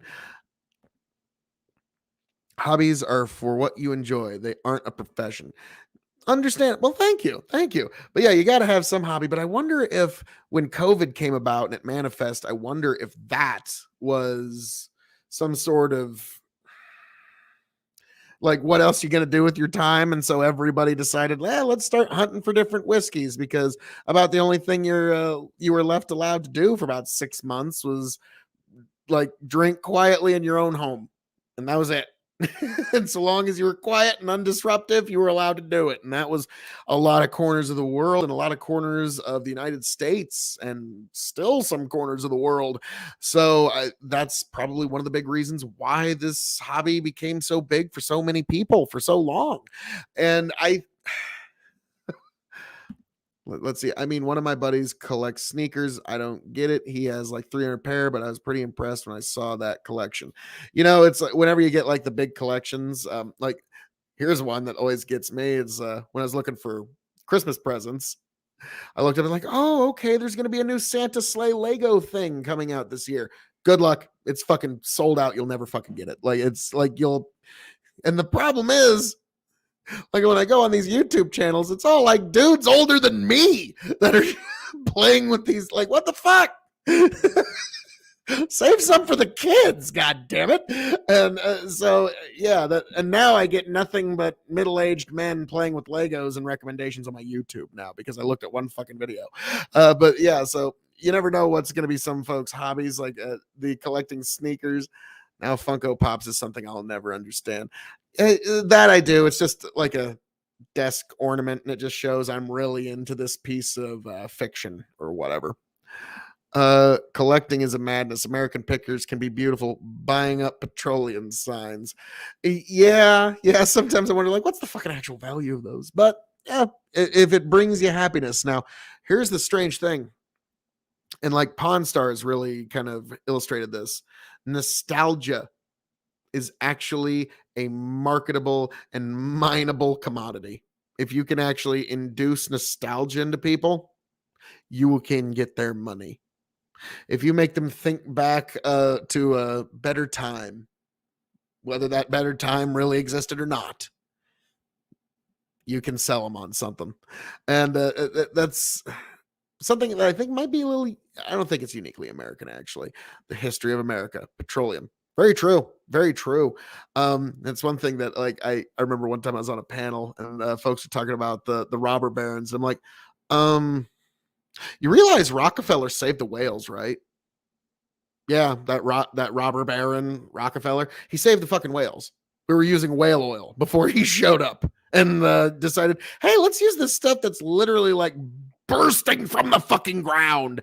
And so, you know, it wasn't even his intended consequence, but he saved the fucking whales. We wouldn't have any goddamn whales, probably, or we would have set up some sort of massive whale fishery somewhere at some stretch of the ocean. I could see having a few people that collect those pop things. I don't get. Yeah. Henry Ford. No, so it's one of those things when you hear people talk about the robber barons, like, you know, I don't know if it's quite that simple. Now, you do have to give credence. The robber barons as persuasion is sublime. It's a great lesson in persuasion because the robber barons, it makes them seem like they're somehow high above us and vaunted, but also downright dirty and scheming. Robber barons. It's great persuasion. It's great marketing. And that's one thing I like to highlight at the KOE Nation is persuasion when you can utilize it. And so that it's something to keep in mind. And so I've always like wanted to find like what would be a good modern 21st century branding of robber baron. You know what I mean? Because you can't really recapture that. You can't like reuse it. People see right through it. But I've often wondered Brave New World, thank Ford. Brave New World was an interesting book. I don't know if I fully agreed with it, but the part of people being just kind of drugged into obedience and them not really caring. That was an interesting aspect of the book. And the story was very straightforward when nobody like when the standardized relationship broke down. Yeah, that was yes, Aldous Huxley. And I remember I've actually, full disclosure, I've never actually read the book. I've read the audio reading of it, actually, I think by Aldous Huxley himself. So that was actually kind of cool. Did you identify with Bertrand or the Savage? Honest to God, yes. Within each of us is the capacity to be an angel or a demon. That's what you always need to understand is like even the best among us has the capacity to be to do horrible things, and even the worst among us does have the capacity for redemption. It's something that I've very much believe about every human is every person has the capacity to be an angel or a demon, and it just depends on you from there. That's where the free will comes in. But and it has been many years since I've read it, but great book. That's the yin yang. Yeah, excellent. But yeah, that's always been just kind of my personal take on it. And actually, I've recorded 2 audiobooks this year. I've recorded All Tomorrows by C.M. Kosman, and I've also recorded The Art of War by Sun Tzu. Great stuff, and I really enjoyed it.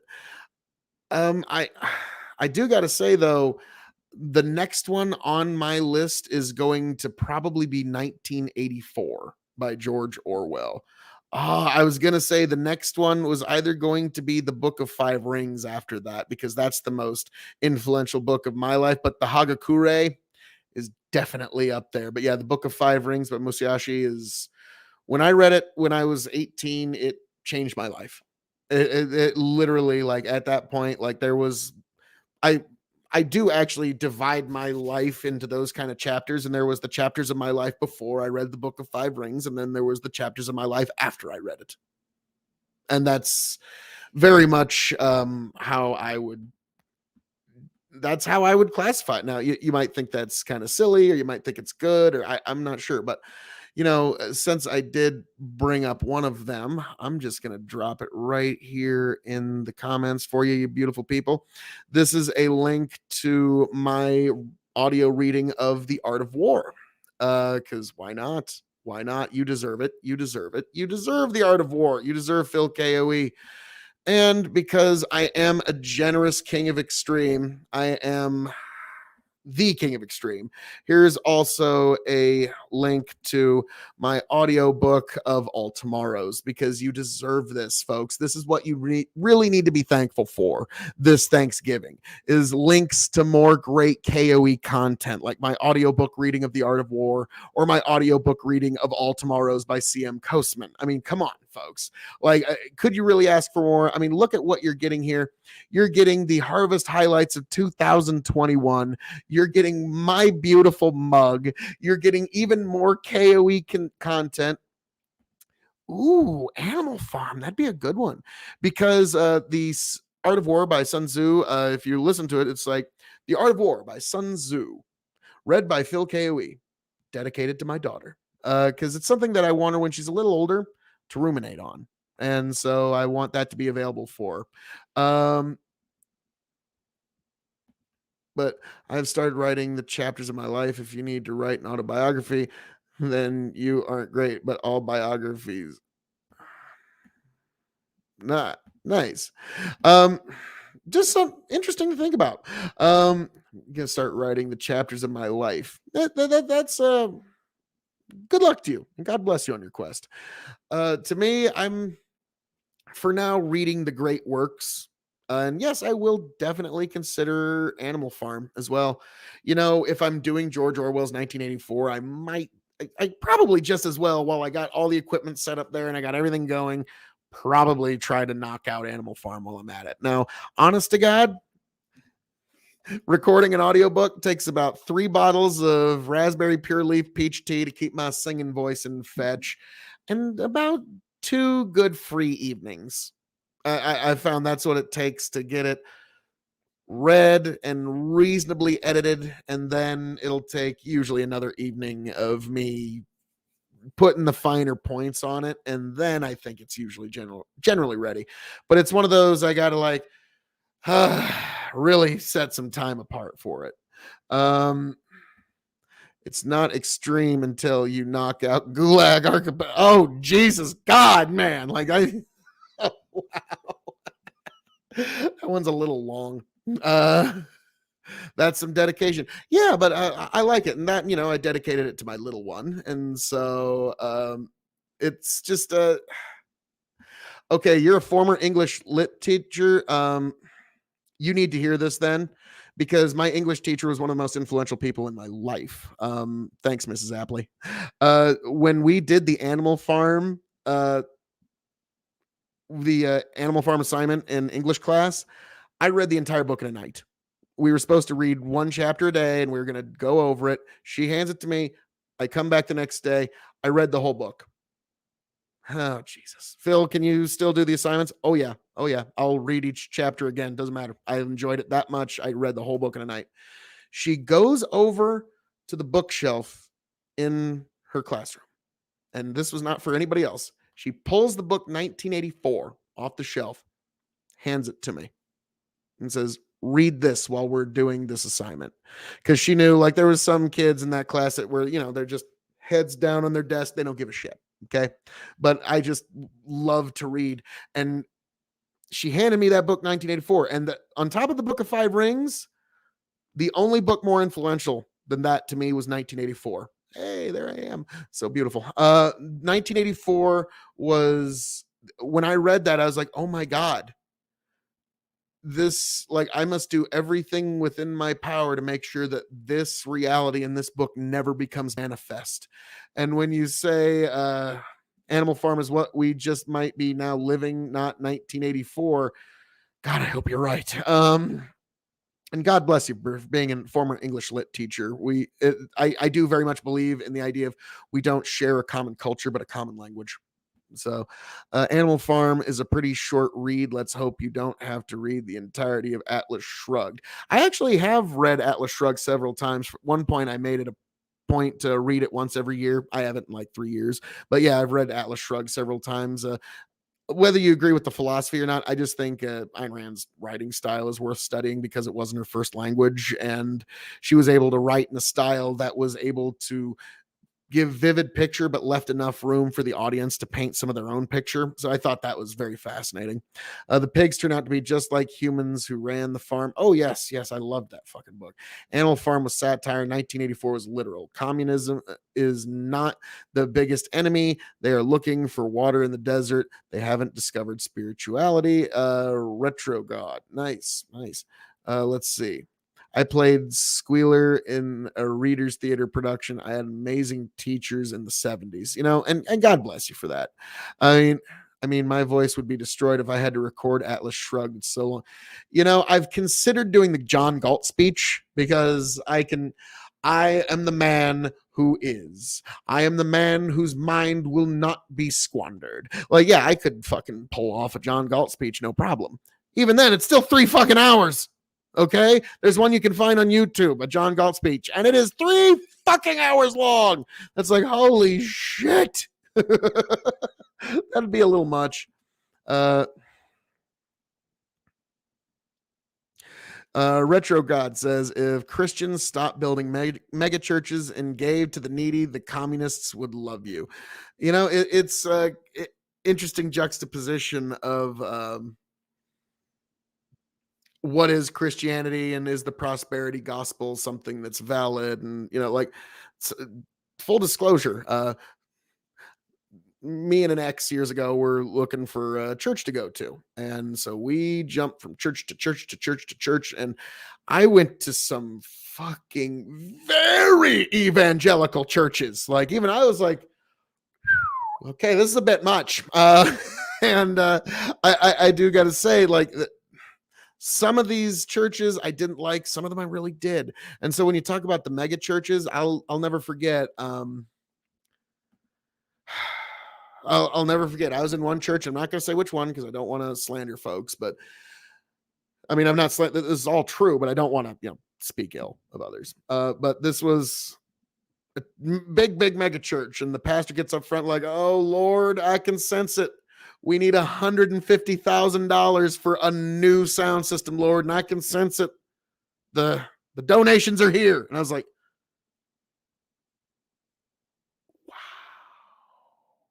now that you got to understand, this building was like one of the biggest buildings I'd ever been in. Okay. So when I was hearing this, I was like, oh, wow, really? So like, I do understand that perspective, but I always draw a line of distinction between your good salt of the earth worshiper and even like the weirdest megachurch, even the kind of megachurch that really turns you off and thinks that there's a lot of bad. The people in those stands are still generally good folk, and I don't hold anything against them. There might be some pastors that have lost their way and some preachers that have lost their way, and that's been the story of human history, and it's been the story of all men and women that would seek any kind of faith. But it's I do understand it nonetheless. No brewed tea is going to pull you through 3 hours of John Galt's. Jesus. And wait a minute. Tiberius D, how the fuck we doing there, man? How you doing, Tiberius? My goodness, if there's anybody here that is not following Tiberius D, you definitely need to give him a follow. He's a good fella. He's a good fella. And also, I've heard Tiberius, as a farmer, a Nebraska farmer, as you can see, I hear you also come from farm stock. God bless you. God bless you and your salt of the earth farming folk. I'm not into Milton Friedman. Yeah, Milton Friedman was fucking great. A lot of his lectures were actually some of the, like his, if I'm thinking of the right guy, I'm almost certain I am. Economics 101 lectures. I'm pretty sure that was Milton Friedman. His Econ 101 lectures are just like essential listening as far as I am concerned. And then we got Tiberius going, LOL, I'm okay, man. Thanks for the shout out. Yes. Yeah, my dad and brother run the family farm. Brother is 7th generation. Well, God bless him. I'm actually a 6th generation Nebraska farmer, turns out. 6th generation American farmer, 5th generation Nebraska farmer. I had a great grandfather that farmed in Illinois, but he basically had to leave. He didn't have a choice. The railroad came through and kicked him off, and that was the end of our time as being farmers in Illinois. Let's see. No, it wasn't Milton Friedman. I'll find it here. Econ 101. I must know this now. Oh, it's Murray Rothbard. I'm so sorry. So it took me a second to remember it. It just hit me. Murray Rothbard's Econ 101. Definitely essential listening. Even if you don't agree with it, it's still just good mental exercise. Church and state are locked together. Yeah, that separation didn't really hold. Illinois is some rough farming property taxes out there. Yeah, it's all taxes are what make it rough. The weather out there is beautiful. Like there's no reason like that you get rain all the fucking time.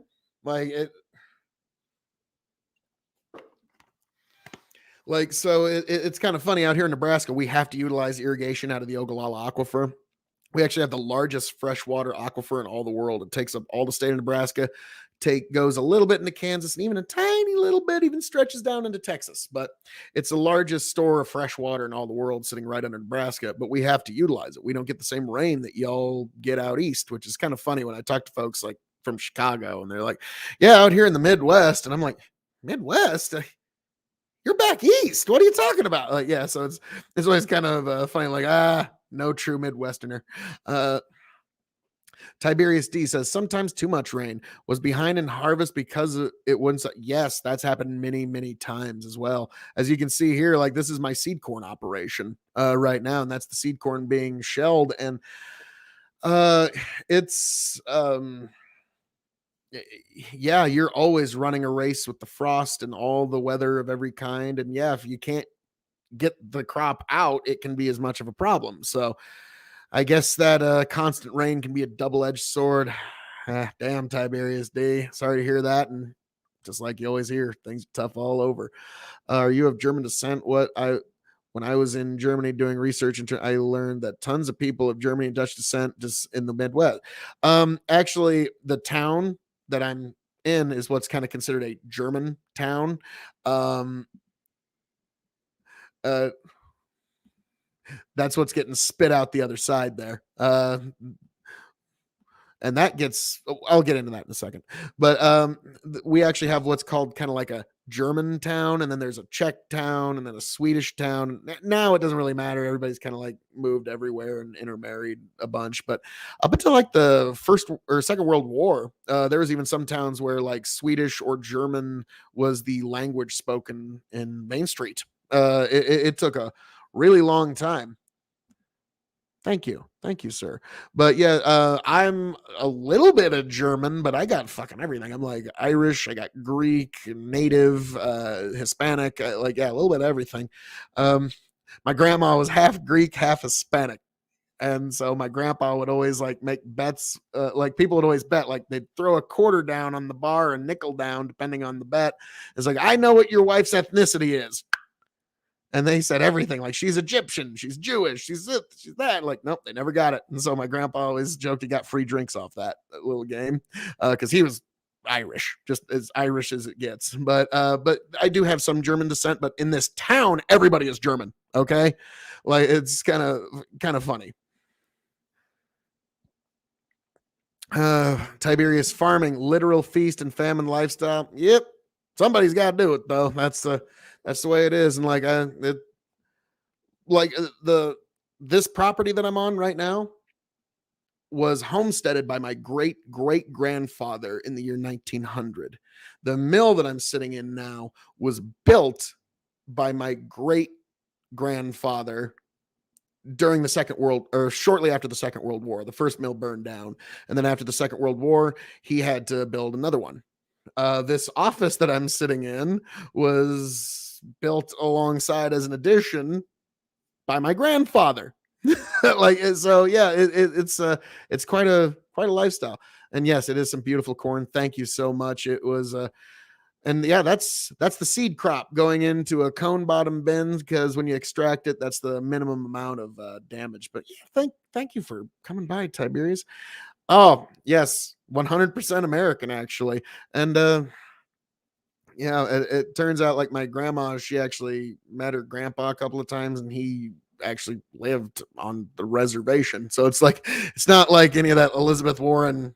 No, like her mom was Hispanic with probably some native influence because they all lived in New Mexico. So yeah, we'll see. Far from Plymouth. Yeah, we are. It's worse than famine. It's investment that the weather could. Yeah. Now I got some cousins that they're not in the farm. They're just another side of the family.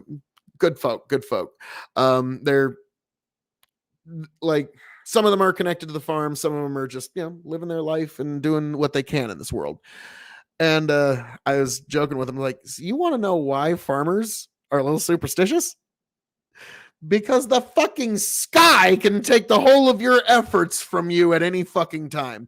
What you're seeing right here, folks, when it's finally going into the bin, that is the biggest relief that ever hits my shoulders. And there I was, just dirty as fuck, because it was a day. I was like, hey, just another day in paradise. And here I am dumping again. Another beautiful day in paradise, as it was. And that, I just... fucking A, look at that shot. That's fucking beautiful shit right there.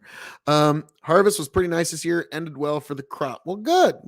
It's always good to hear. This has been a big harvest. And what's funny is the soybean harvests were really big. Like, some folks are getting like 60, 70 bushel an acre soybeans. So now everybody's a fucking soybean expert this year. Now, what's funny is I had one field that I was actually showing a cover crop video earlier that my brother did. We had one field that had 122 bushel an acre soybean. In some spots, when we even included the fucking dry land, it was 110. So I was like, God damn. So that's gonna be the shit that I'm gonna be that's the shit I'm gonna be planting next year on my ground. Fuck that. Interesting. Futures contract was invented by farmers to hedge against risk of poor harvest. Yep. And if you're smart, that's all you use it for. If you're smart, you just make sure that you cover your bottom side, because guess what? If the price goes up and makes your contract fucking worthless, you're fucking happy because the price went up to fucking what?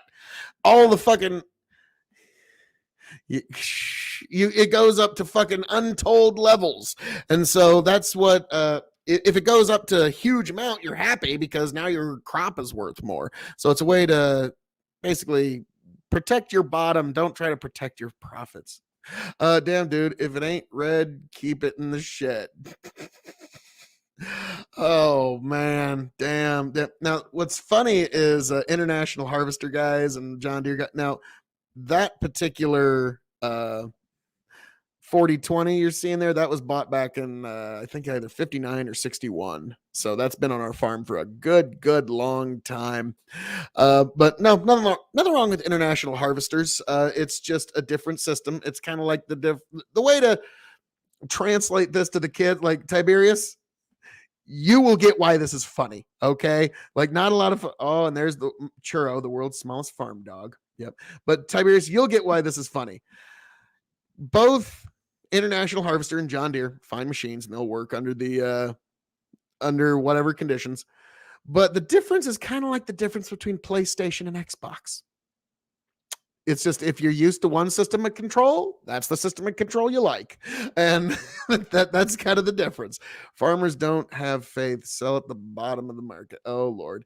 4020 is a great old workhorse. I don't get it. Well, what's not to get? You got to find a way to try and protect your floors, I suppose. But farmers don't have. Oh, farmers have a lot of faith. We have to. We do a lot of praying because, like I've always said, the skies could take it from you at any minute. And yes, I mean, true. Love the comparison. Yeah. You don't get the joke. You don't get okay. But somebody who's been born and raised in the farming world does get it though. Oh yes, beautiful. And then this is actually me dumping the commercial corn at an ethanol plant. So this is now back to the commercial corn harvest.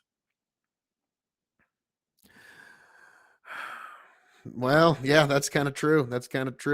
But what I mean by that is, if you've got one system of controls, International Harvesters, you need to run them a certain way. You need to hook everything up a certain way. John Deere, they hook up a certain way. They run a different way. And I've been running John Deere's for at least 3 generations now. Now, actually, funny enough, Tiberius D, I don't know if you know this, but there's actually, for a short while, International Harvester was actually making M1 Garand rifles during World War II. And that's something that I've been looking like. That's another hobby of mine, is like guns and things like that. And the M1 Garand, General Patton called it the greatest battlefield implement ever. It's just a 7-shot 30-06 rifle. And excuse me. And it's fucking marvelous. And International Harvester actually made about, I think, 40,000 rifles. And so I've been searching high and low to try and get that. But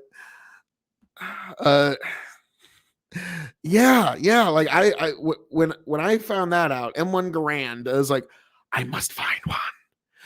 So it's been one of those, it's on the bucket list now. International Harvester, because around here, farm country, you want to talk about the winner of all conversation piece fucking rifles. You pretty much have it right there with an M1 fucking Garand that's made by International fucking Harvester. So, but yes, well, goddamn. Now, Tiberius, I do notice the last time we were on a panel together, I dropped the fact that I have announced my candidacy for the presidency of the United States of America. And at that point, you signed out. It's like, okay, fuck this. Like, I was like, oh, he didn't want to come along, because I know you keep things very serious, and I do appreciate that. Like, I do like. You're trying to keep true to yourself, and like the first Socratic commandment, to thine own self be true. And I do appreciate the fact that you are through it all doing your best to do that.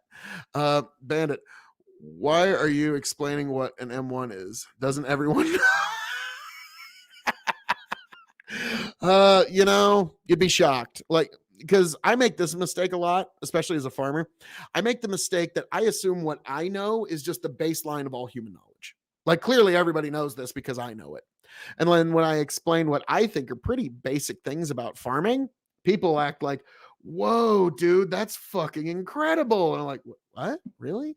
And so people always do that, is you assume what you know is just the baseline of all human knowledge, and you can't really, like, it's a mistake I make a fucking lot, I have to say.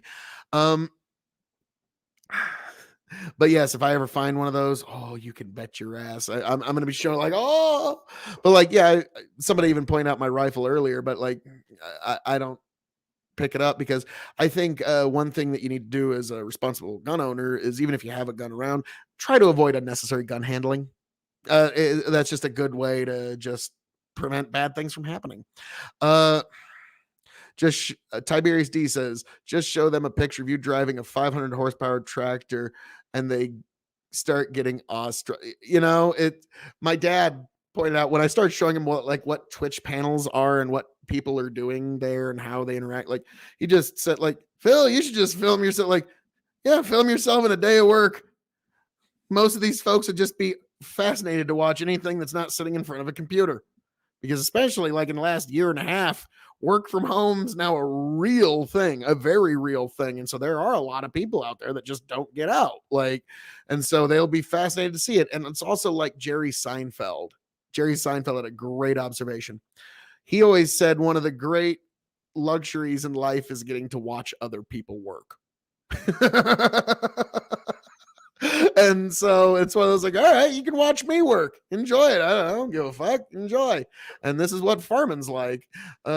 Is this why you should talk to many people so you can learn? Yeah, that's what I love about coming onto these panels and all this stuff. And all right, you got to hear me here. 21. Thanks for joining us on this little journey, folks. Oh, it ain't done yet. There we go.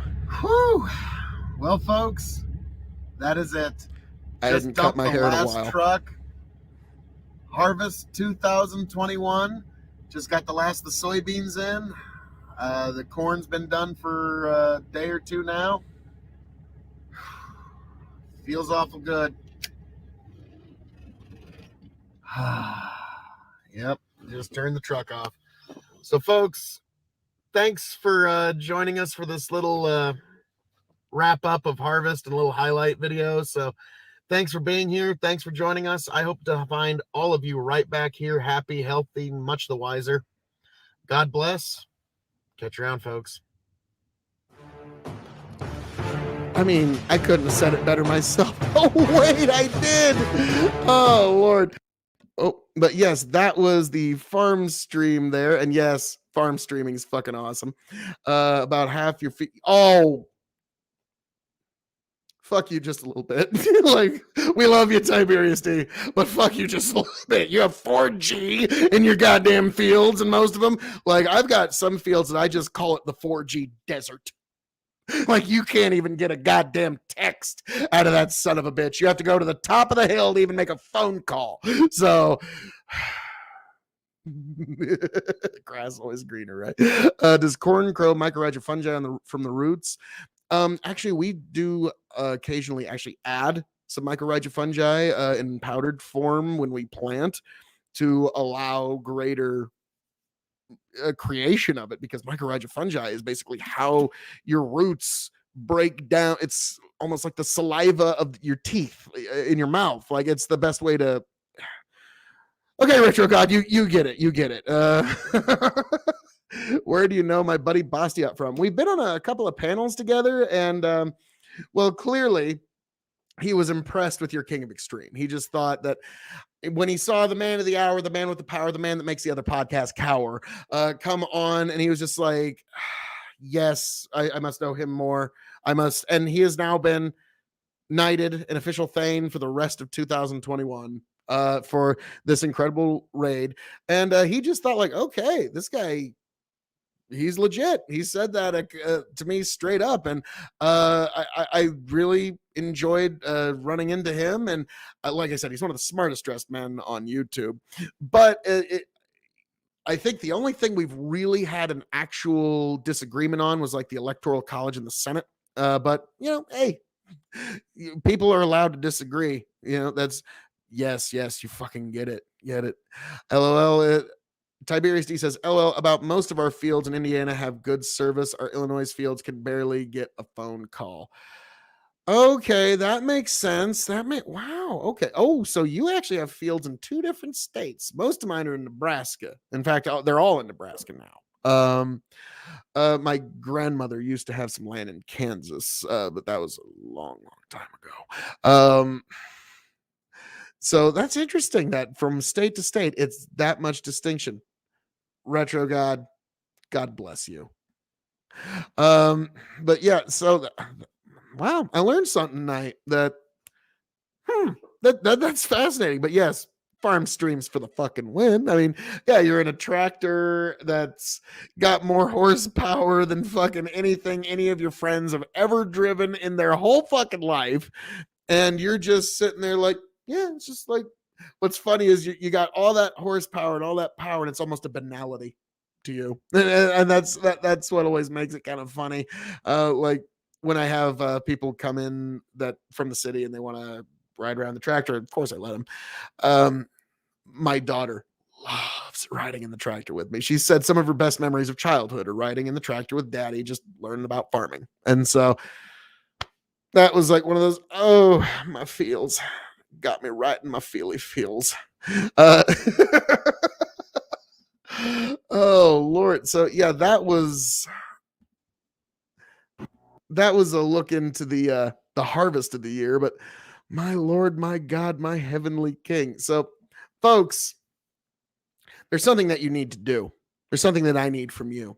Every last one of the people that are still within the sound of my voice, there's something that I need from all of you. Every last one of you. I see you here. I see you all here. Oh, Tiberius D says, my house is 400 feet from the Illinois border. Everything is within 30 miles, but 30 miles into southern Illinois can be a yes. Here in Nebraska, it's very different. Everything is 8 miles away. And there's all these small towns that are 8 mile stretch differences, because that was as far as the railroad at the time would go, was 8 miles at a time, then it would stop. I know it doesn't seem terribly efficient, but that was what it was at the time. And so basically, if your town was going to prosper, it's because it had a railroad through it. And it sounds like in your state, the railroad could run a little further. Sounds like they could run about 30 miles in any direction before they needed to stop. So that's quite fascinating. But so your house is 400 feet from the Illinois border. That's fascinating, man. I'm actually closer to Kansas than I am any other state, but not terribly close to any one of them. Very much Nebraska born and bred. Like I said, 5th generation Nebraska farmer. I was born in a hospital 30 miles north of me. And yeah, I'm currently broadcasting from my great grandfather's homesteaded field. So, hey, it's the story of America. But I wish your family well and God bless. And yeah, you definitely need to do some more farm streams. I mean, fucking basically anything that's not sitting in front of a computer, people are going to be fascinated by, dude. Not only a state border, but really? So you're probably like, So you're double fucked there. You got state borders and time zone borders. So like for you, just daily is just what is reality? Which is fascinating because I remember one time I was in a debate this years ago on a different platform, and they're like, oh yes, thank you too. I'm going to be taking out myself here in just a little bit, but I wanted to just wrap up. But I remember I was in a debate one time about time zones, and like they were asking, so how did we get to that measurement, Phil? Because we were doing a state versus free market back and forth. I was like, well, no, the free market will win. And they were like, no, the state will win. And so it was that little back and forth. And what happened there is, what time you got? And I said, it's like 2:14. Do you know how we arrived at that time? And they're trying to say, the government made their time zones. Like, well, actually, no, time zones were originally invented by railroad companies so that they could have a consistent time to work on and actually make sure that the trains ran on time. They're like, damn it. And I was like, ha, ha, ha, ha, brilliant. But yes, Tiberius D, God bless you, man. But yes, every last one of you within the sound of my voice, there's something that I need you to do. I need something from you. I've done this for you. I need you to do something for me. I just ask one small little thing. I need you to like, share, subscribe to K.O.E Nation on YouTube. I need you to follow K.O.E Nation here on Twitch. And I need you to follow me at K.O.E Nation at TikTok. That is what I need you to do. I need you to do that. Also, check out Tiberius D on Twitch if you can. You know, hey, us farmers got to stick together, man. God bless. So God bless every last one of you folks. But as I'm known to say around here, all that being said, thank you for joining us for this Thanksgiving stream. I'm thankful for you, and every last one of you folks are surely thankful for me. I am the devilishly handsome outlaw himself, your king of extreme, Phil K.O.E, the man of the hour, the man with the power, the man that makes the other podcast cower, the prince and potentate of the political parlance, one damn handsome man, if I do say so myself, the lord of the Scottish Highlands, the conqueror of the ethereal, and one man that you must have in your life a little bit more. Yes. Folks, God bless every last one of you. I hope to find every last one of you back here at the K.O.E Nation. Happy, healthy, much the wiser, folks. God bless you. Raise a glass to yourselves of whatever you're having this evening. God bless all of you. Yes, big fucking entertainment here on Twitch. Definitely go to right there. You can see it right there. Big Bucking Entertainment on Twitch. Check it out. And folks, I'm going to leave you with something that I opened this show this evening. And it's a Thanksgiving poem and prayer by Ralph Waldo Emerson. And I'm going to, yes, with my pretty fingernails, my daughter painted them. What could I do? I was powerless. But yes, folks, every last one of you enjoy. We're going to leave you with this Thanksgiving prayer and poem for all of you at the K.O.E Nation. Thank you for being here. Thank you for joining us. God bless every last one of you. Can't wait to see you the next time, folks.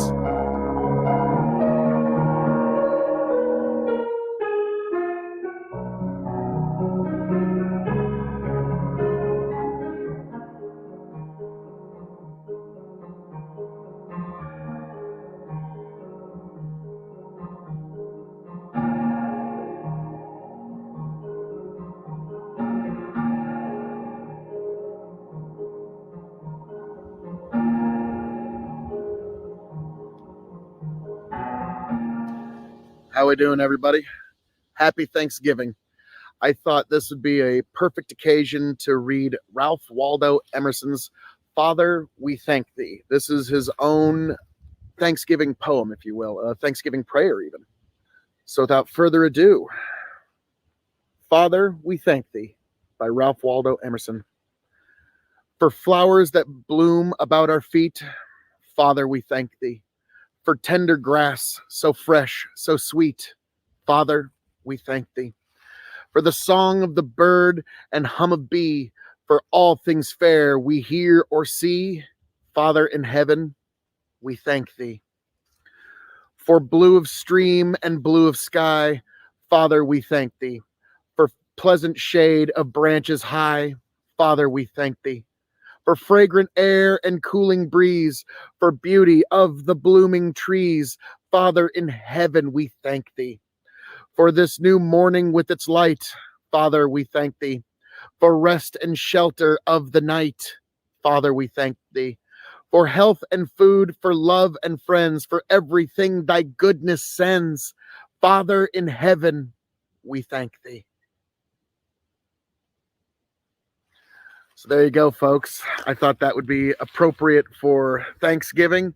So for all of your friends, family, everybody that you love, and for all you and yours, I hope you have a very marvelous, wonderful, safe Thanksgiving. I hope to find all of you back here happy, healthy, much the wiser. Until next time, I'll catch you later. And of course, happy Thanksgiving, folks.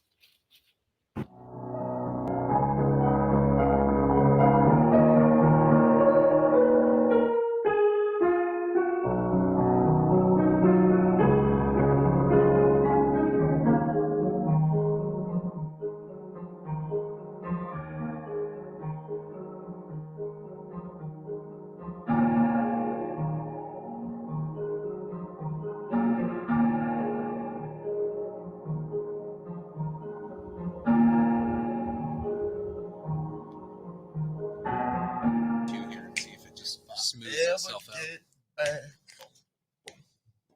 Tell you what I'll do if I ever get back.